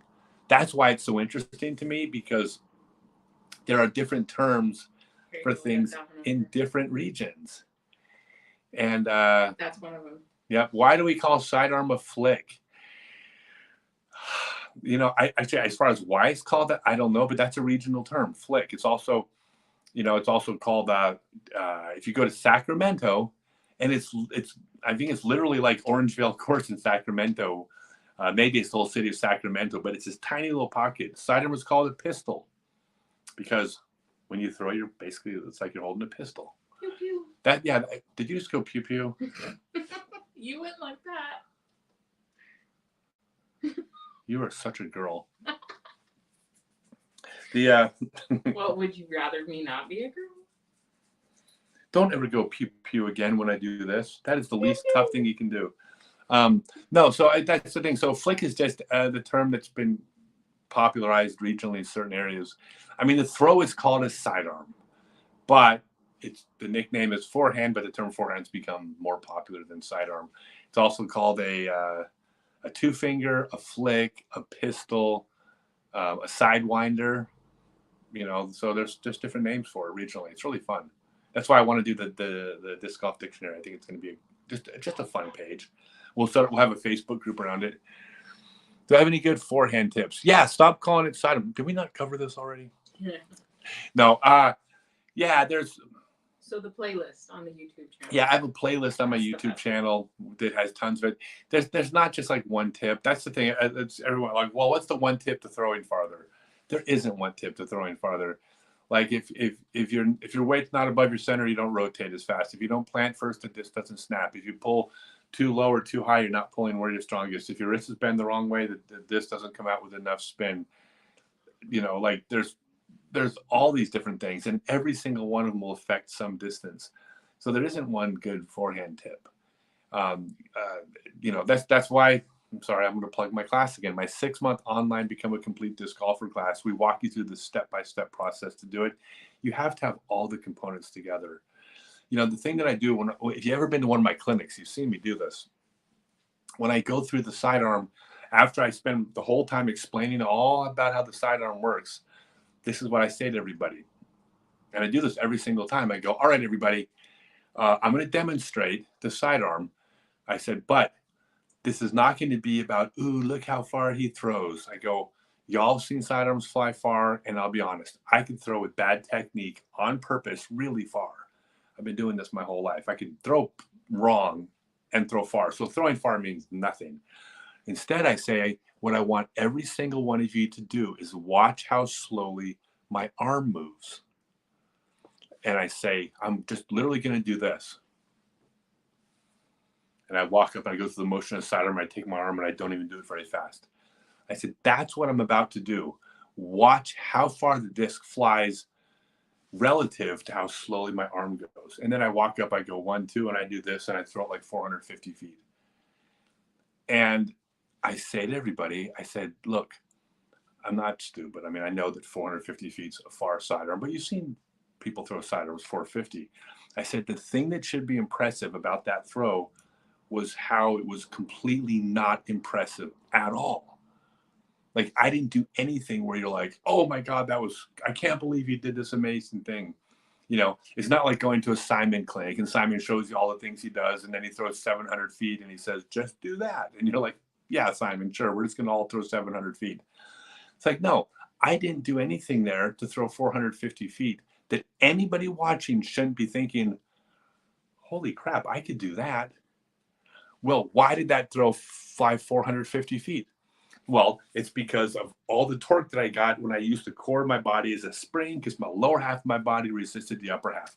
It's because I didn't keep the elbow next to my body, which means I took advantage of the physics of the disc starting from further back. It's because I wasn't turned sideways. It was a forward-facing throw. It's because I didn't serve the pizza because you have no strength or mobility this way. My wrist moved the proper direction, which was this way. It's because I threw a ball, not a frisbee, because I've been throwing a ball since I was 4 years old. I know how to throw a ball or a rock or an object. I said, when you put all of the pieces together, then this right here flies 450 feet. And this is not unobtainable for anybody. So that's the whole thing. There's never a good tip.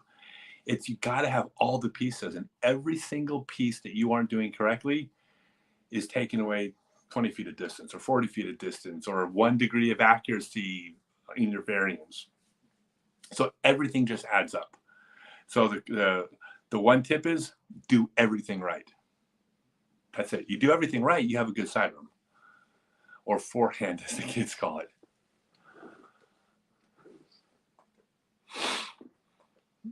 I tried the fan grip today and I grip locked the disc really bad sometimes. How can I fix that?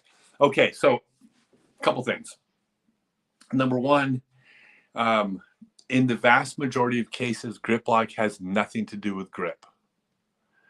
Okay, it was incorrectly called grip lock. Now, it does not mean that it's never grip.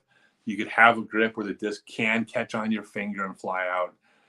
And by the way, let me explain. We're talking about grip lock is when you're throwing a backhand. If you're right-handed, you're trying to hit the line, but if, you miss right or left, you might miss, 2 or 3 or maybe 4 degrees right or left of where you're aiming. A grip lock is when instead of missing 4 degrees right, you miss like 15 degrees right or 20 degrees. But basically the disc comes out and just shoots off to the right, not even anywhere near the fairway. It can be because of grip, but that's not usually why. I will show you. Are you dressed? Are you? Fine. Okay.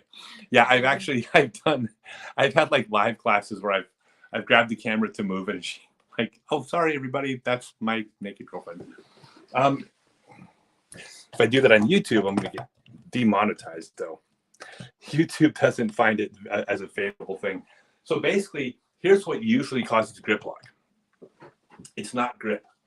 So basically, when I plant my foot, you can't see this, but when I plant my plant foot on my final step, wherever my arm is pointing, boom. That's basically where the disc is going to go. If you look up my arm, the disc is going to go basically on that line. Depending on your body, the way your body's built, your shoulder, it could always be a couple degrees left or right of that. But basically, you plant your foot, it's going to be on that line. Now, if I plant my foot, boom, There's the line it's going to go, right? Plant, disc on the line. However, look what happens if I start to pull before the plant hits the ground. So I reach back here, the disc goes back, it gets there early, and then I start to rotate and I plant. Okay, or I plant. Well, now I'm off the line, I plant my foot, and now when I pull this way instead of that way. It's usually an early rotation in the shoulders that causes it. Now, the way you avoid the early rotation in the shoulders is, that's why my process, my method, at my 6-month class or my seminars is basically a step-by-step process where you're working on step, pause, step, pause. You're imprinting the idea of stepping before you pull the disc. If you step first before you pull the disc, probably, unless it is your grip, which it usually isn't, that is going to solve the problem. So grip lock just goes away when you are planting first. So it's a timing of the footwork in most cases. And if it's not the case with you, that's what the professional trainers for with the online class, is that they're going to watch it. In fact, what I would tell you, what I tell everybody is, it's really simple. You want to know what caused your grip lock? Set up the camera like you're supposed to do and just film yourself throwing. Throw, keep throwing. Then when you grip lock, you go, got it. Boom. Stop the camera, remove all the previous throws, take that video of you grip locking, upload it. By the way, it's going to be in slow motion because we want you to record in slow motion. Upload it to the form review. One of the trainers or me, but probably a trainer, will look at it and we can say, that's why the grip lock happened. I mean, that's what professionals are for. That's why there's coaching in all sports. That's why, like, look, if you've ever seen the Karate Kid, you don't learn how to do karate from a book. You need a professional to watch you and who knows what they're doing. So that's what this is.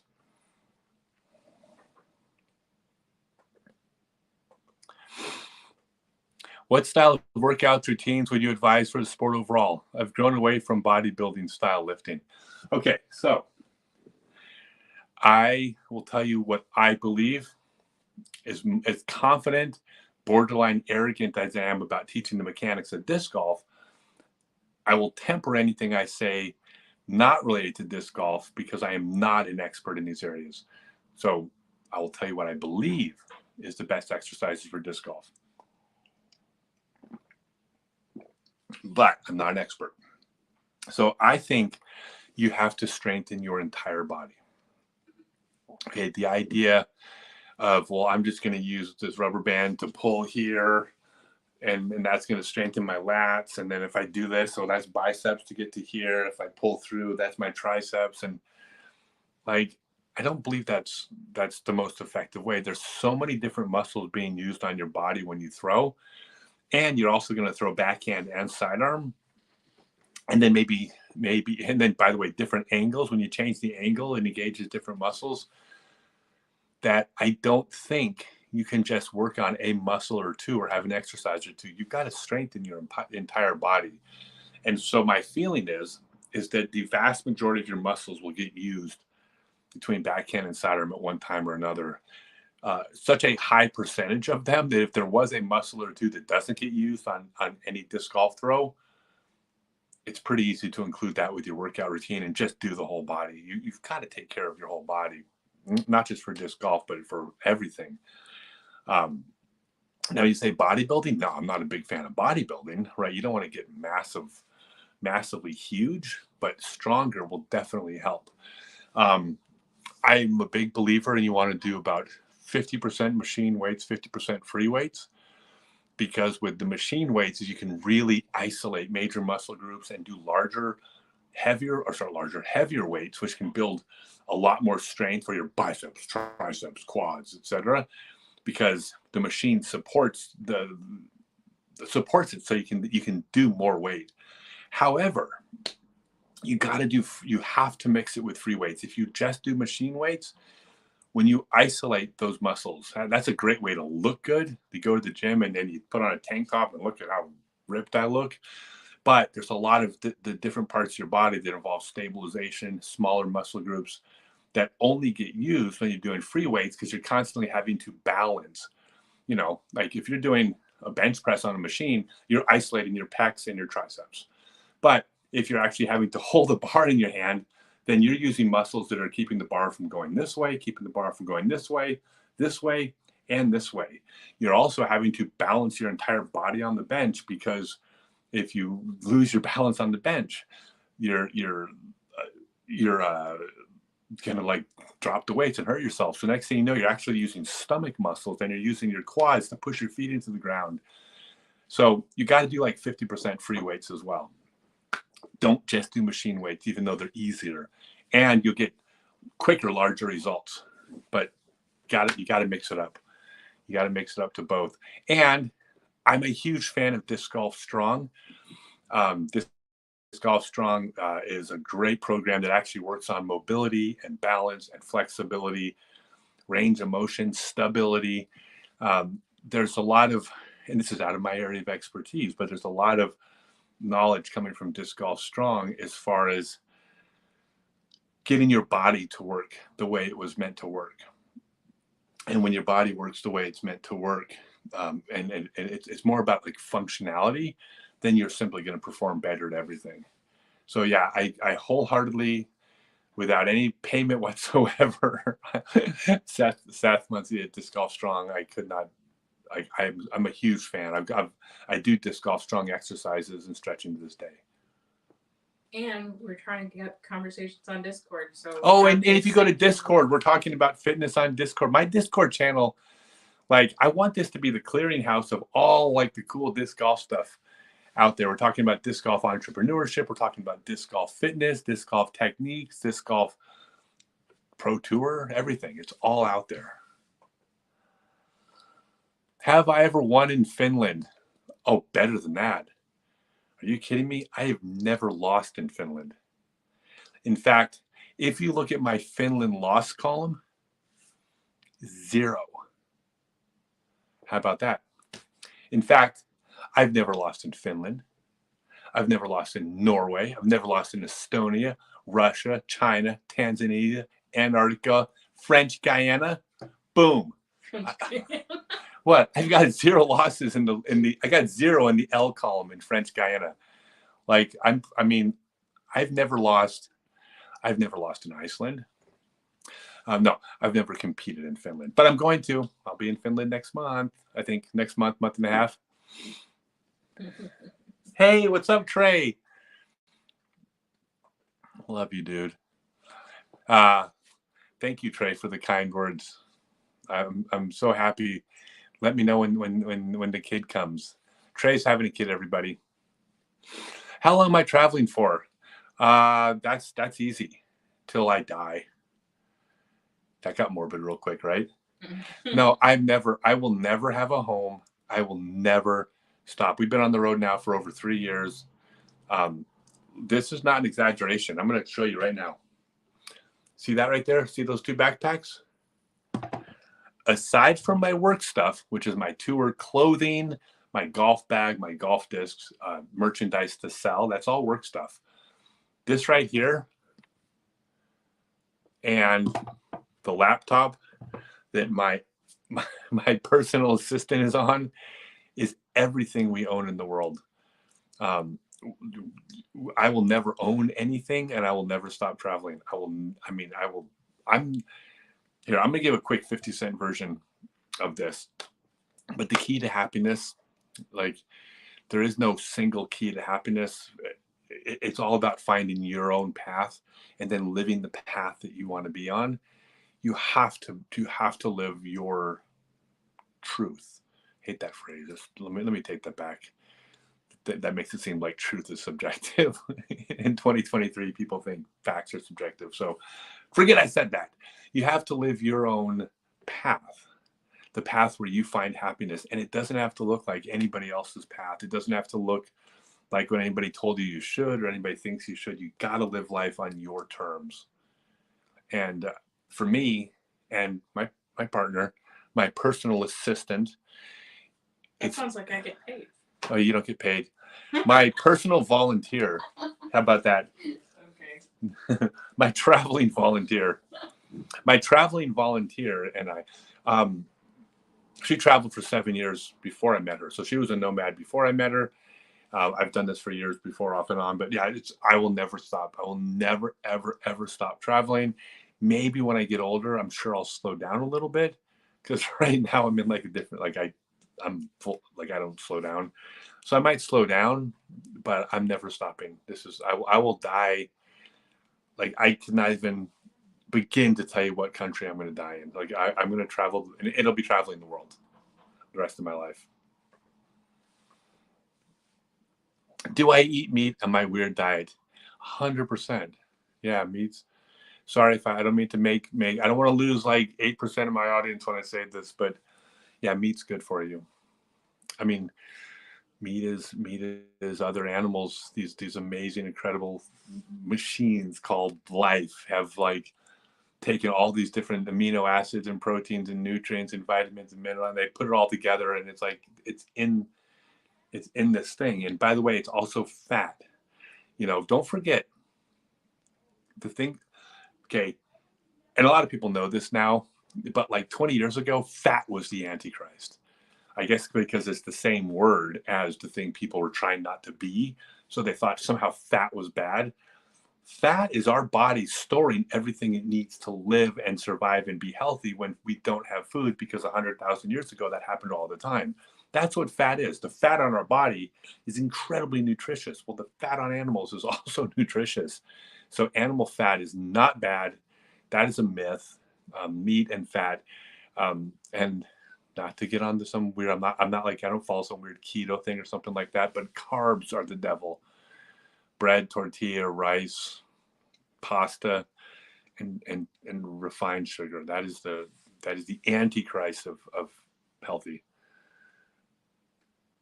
According to this person who dropped out of school when he was 15. So, and the Queen of England, but she's dead. The Queen of England, will she die?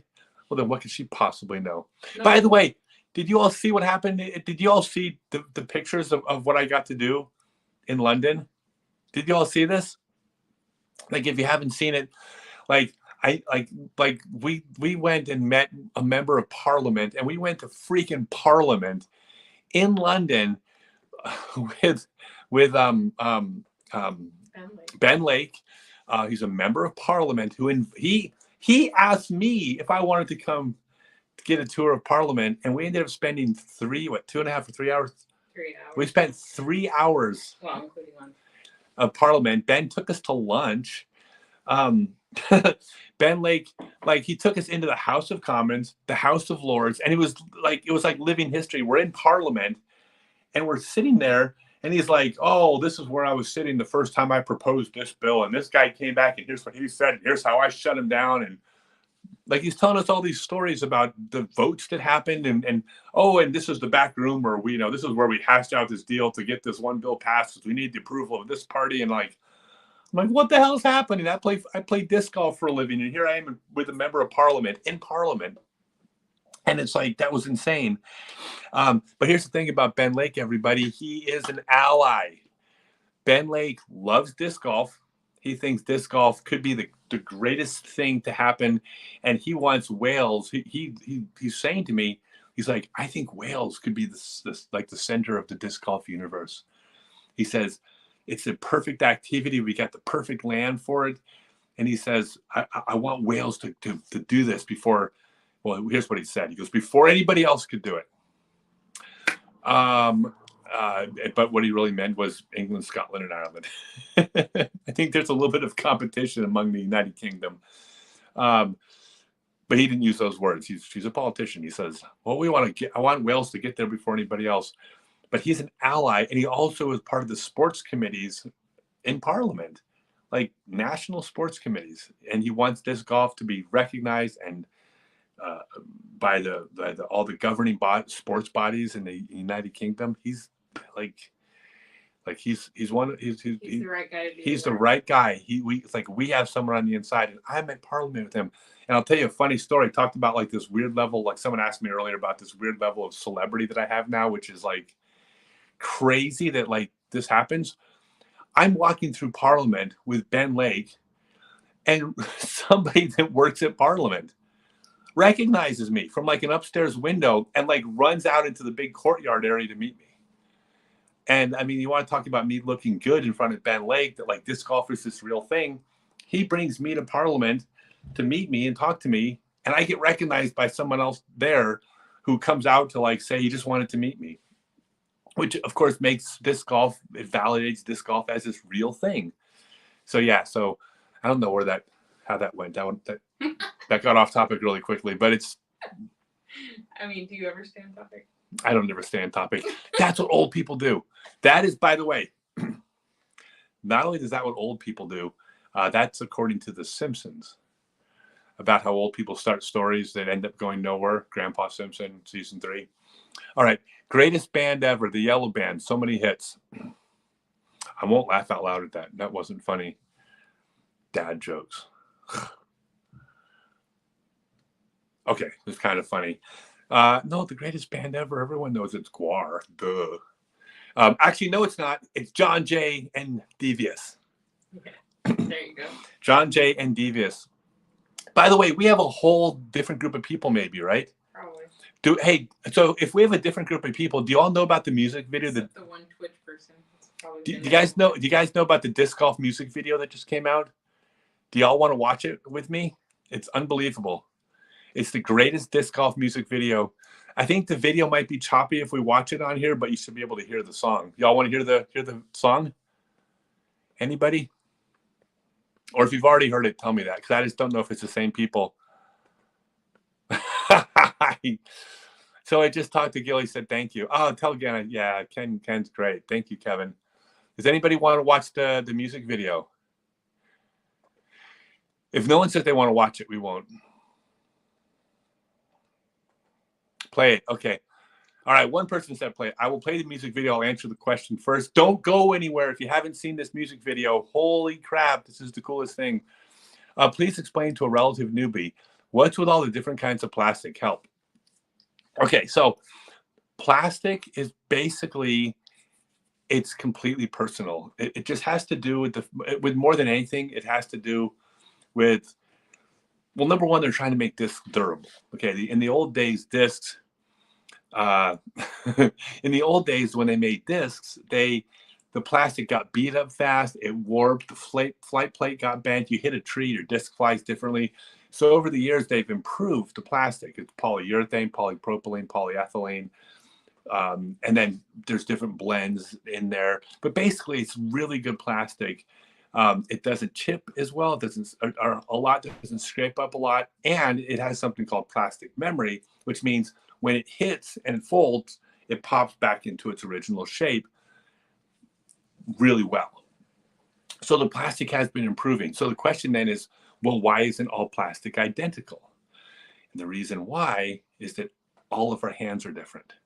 Okay, everybody's got different roughness of fingers. We got different consistencies of oil on our fingers. We are going to always prefer different plastics. Like, I prefer tacky, grippy plastic. I cannot, like Champion plastic, I can't throw. I can't grip it. But that doesn't mean Champion plastic isn't great. Champion plastic is great. Doesn't fit my hand. I'm going to throw G-Star plastic over Champion plastic all day. Halo plastic, I'm going to throw over Champion plastic.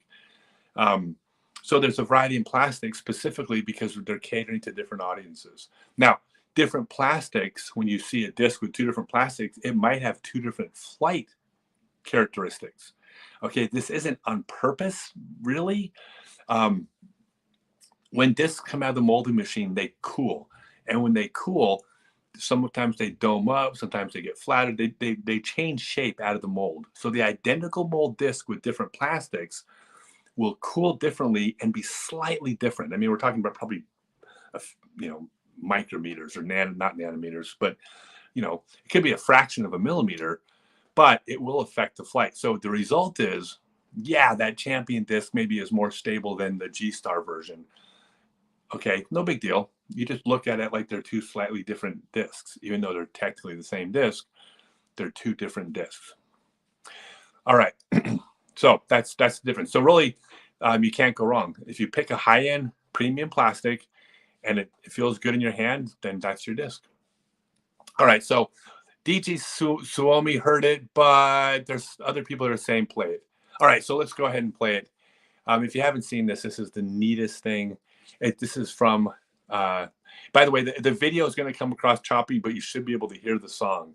Are we all ready for this? Okay, go ahead. Hit it, assistant. Volunteer. Again, the video might be a bit choppy, but. By the way, from the documentary that just came out at notjustashot.com.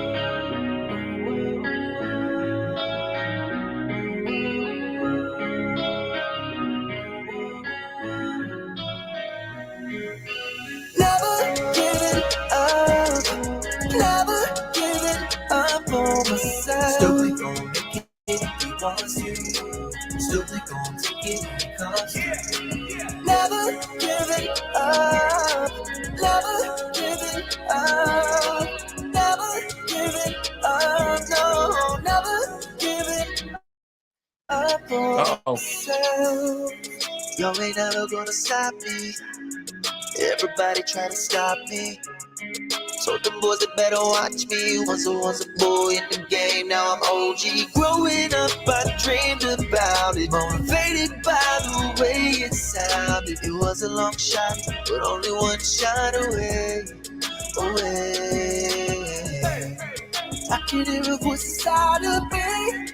Now it never was it gonna be. Got nowhere else to cut through. No, this is my shot.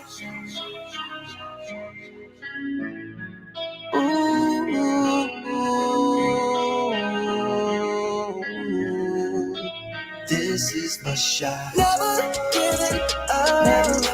Never giving up. Stokely gon' make it if he wants to.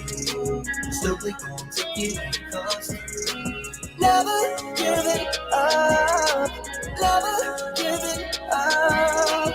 Never giving up. No, never giving up on myself. Ain't no coulda, woulda, shoulda. I looked apart and understood the reason I was put in this position. Seeing my dreams come to fruition. Man, it could have been the worst. Instead of 14K purse was hit the crazy line work.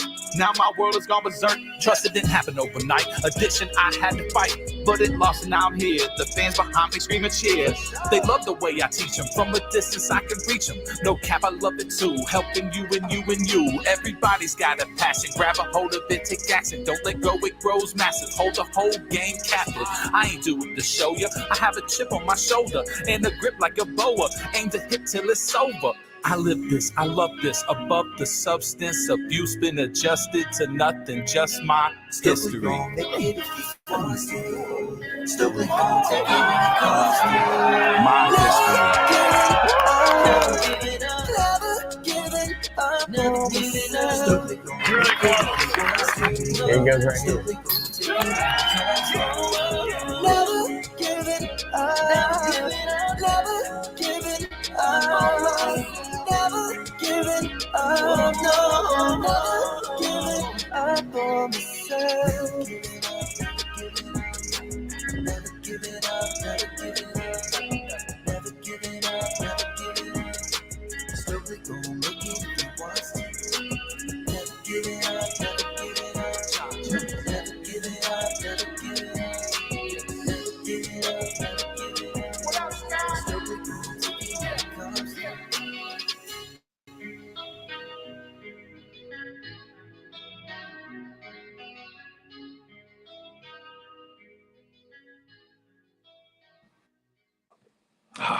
So these guys, John Jay and Devious, that recorded this song, they're avid disc golfers. Their channel on YouTube is Cut Roll Disc Golf.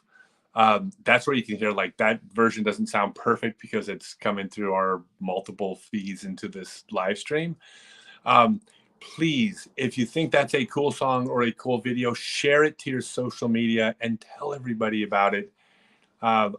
Anything we can do to promote these guys, they're so good, and I think they did something really special when they made this. They put a lot of work into it, but I think this is our sports anthem. I said this in my review, my my, what do you call it, my reaction video, but that song's not about me. Like it's about me, but it's a metaphor. It's a metaphor for anybody who's ever been afraid of failing, and who was trying to do something big, and who had anxiety. And it's about overcoming obstacles and taking risks and putting it all on the line, and you don't know what's going to happen. But as much as anything, that's a video about getting older. Like that whole, the documentary and everything else, it's about getting older. And like I keep saying I'm trying to come to grips with it. Maybe in a way I'm not coming to grips with getting older, which is why I'm living the way I do and not willing to slow down, because the getting old part is hard to wrap my head around. But the video is about that. It's about, do I still got it? If you're younger, enjoy every minute of it. When you get older, it's not so easy anymore. It's just one of those things, like life gets harder, and you don't, like, you used to be able to do things and you can't really do them like you used to. But you try. So anyways, that's what it's about. Please, y'all, share that video to your social media. Cut Roll Disc Golf. If you are supporting anything I do, I'm passing this along. Support these guys. They're so good. Share their video to your social media and show people at League Night. All right. Anybody have any questions? Okay. Just saw the clip, you winning the Scottish Open. Isn't it ironic they named the tournament after me? Yeah, I know. They should name every tournament the Scottish Open.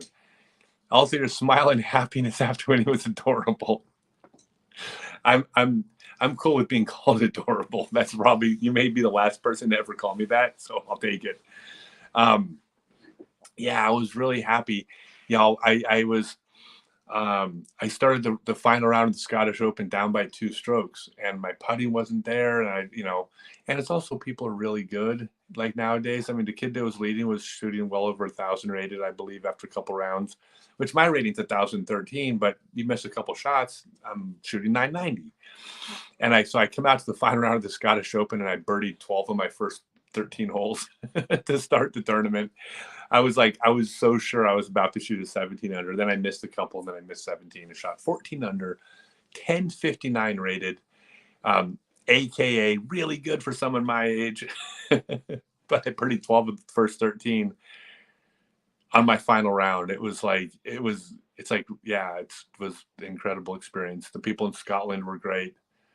I have disc golfers everywhere are the best. They're my family.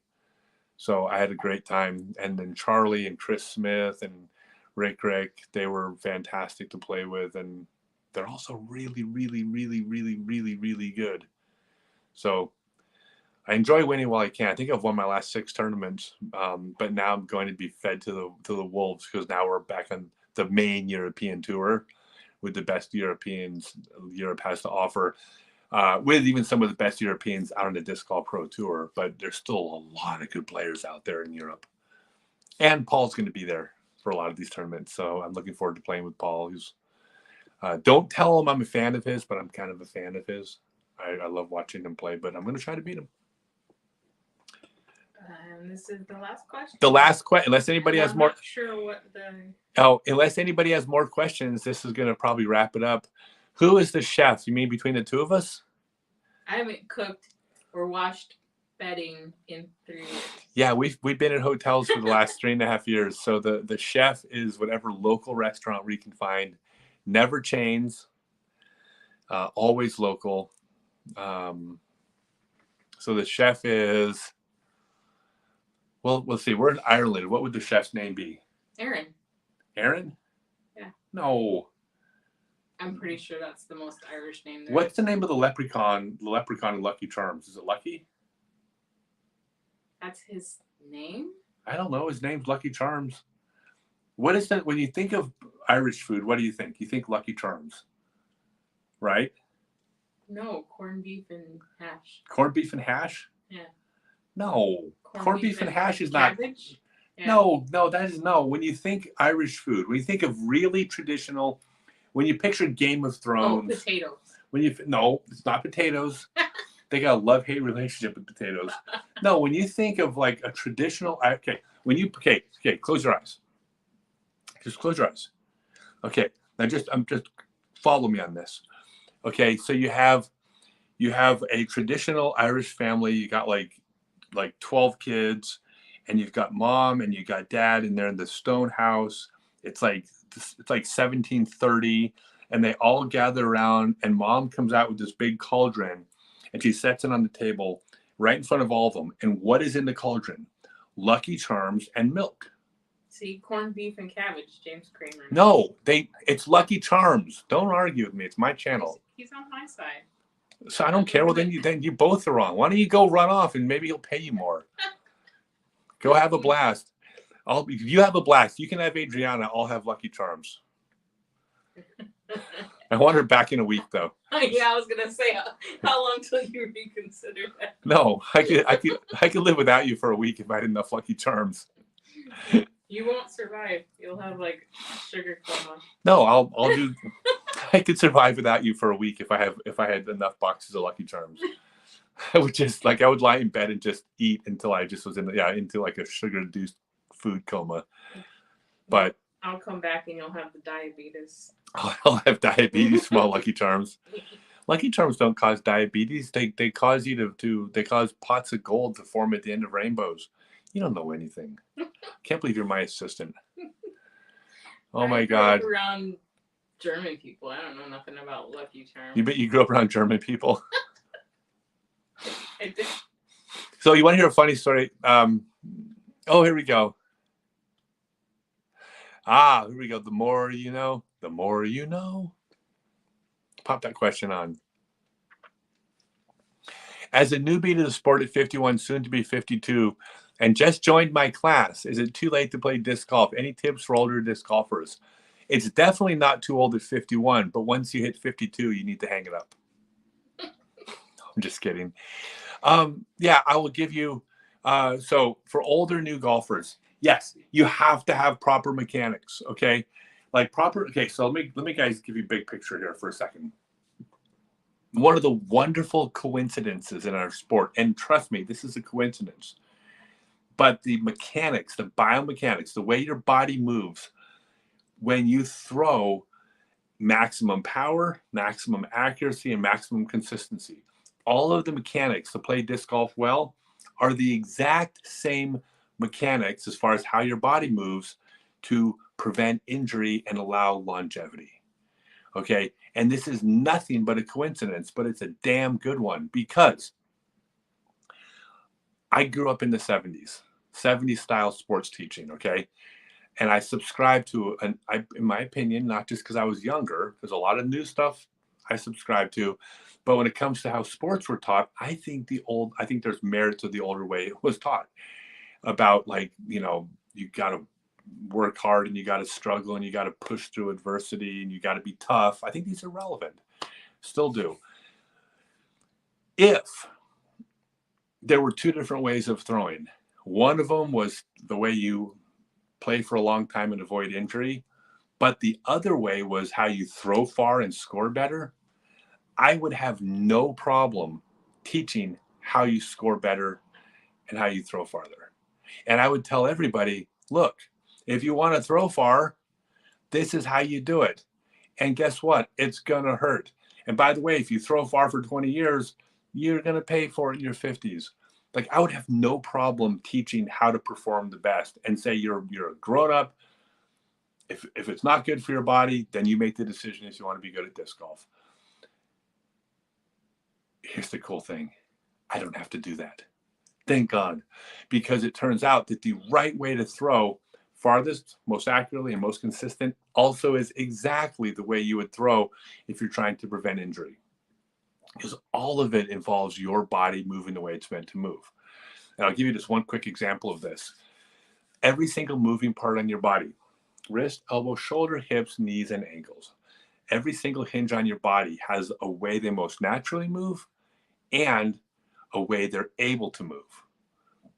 Just because each of these hinges or joints can move a certain way doesn't mean it's okay for it to move that way. Okay? Every single moving part in your body should move the way it most naturally moves. And I always like to do this with an example. Hold your hand up here. Put your hand in its most natural resting position. This is where your hand most naturally will move relative to your forearm. Okay. You can tilt your hand up and go back and forth. You could tilt your hand down, it'll go back and forth.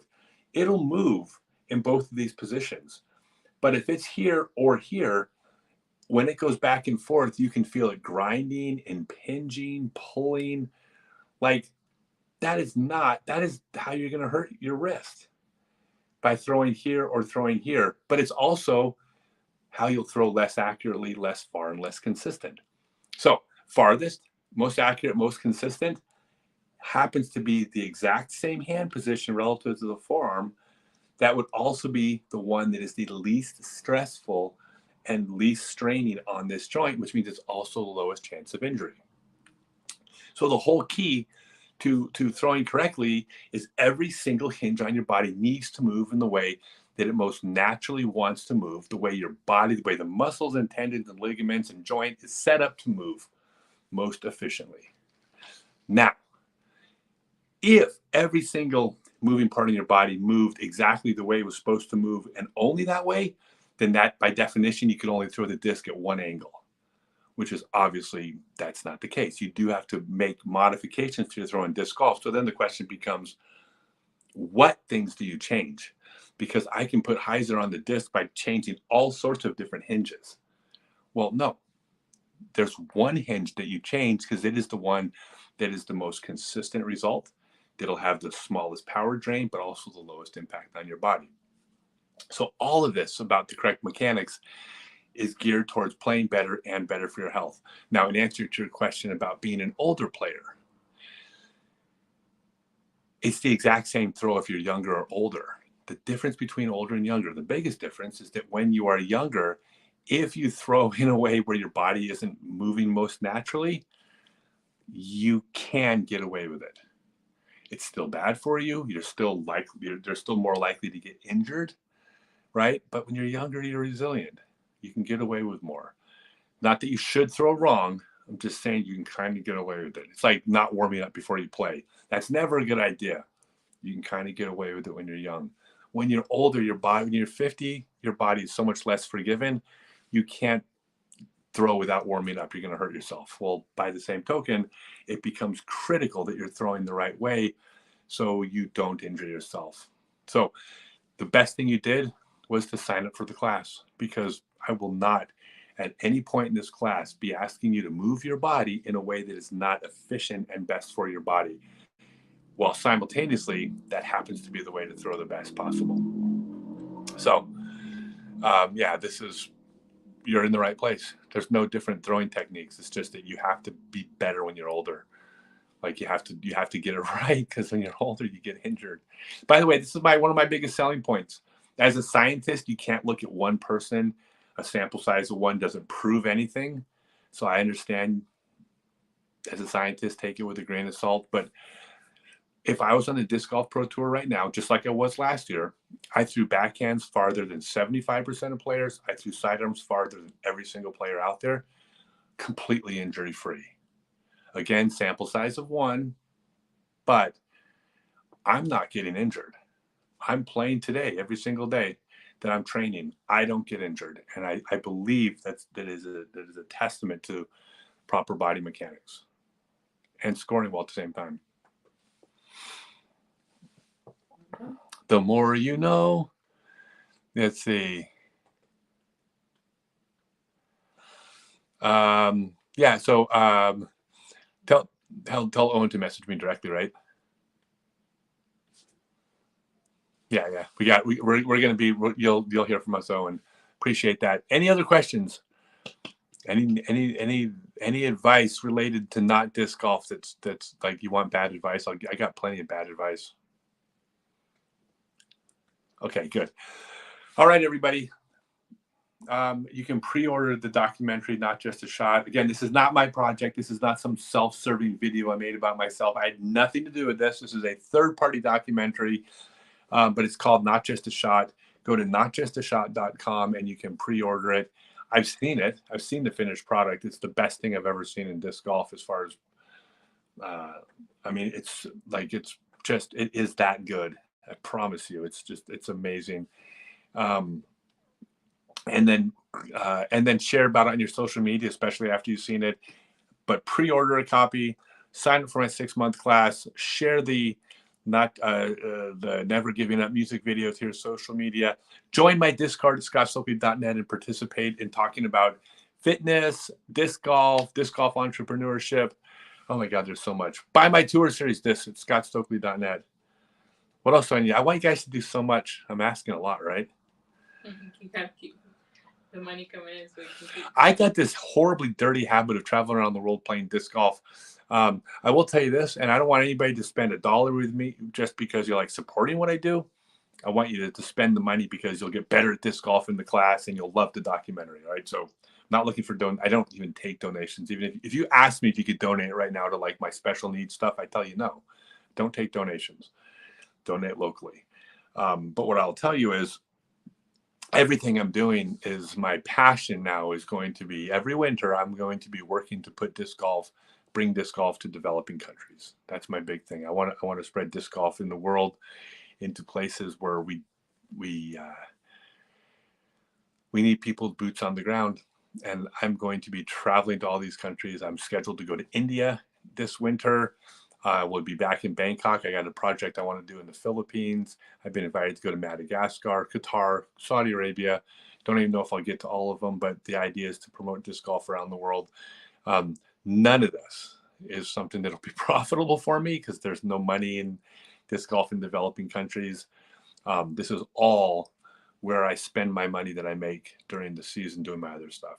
So I don't want donations, but if you do find value in the stuff that I offer, that's what you're supporting. You're supporting disc golf around the world, and something I'm very proud of and will continue to do. All right, everybody. I love all of you. I love all of you way more than the people that didn't tune into the live stream. By the way, every single person that watched my live stream, y'all are so much better looking than the people that didn't watch my live stream. I mean, it's not even close, right? Wouldn't you say? Not even close. The people that didn't watch the live stream, when it comes to like attractiveness, not even in your guys' ballpark. All right. Somehow there's a tutorial about kiss the butt of your audience and maybe they'll come back. All right. Hey, seriously, love everybody. Thanks for tuning in. I had a great time. We will see you all next time. Share the music video on your pages. Please share it. Whatever you do. Thanks.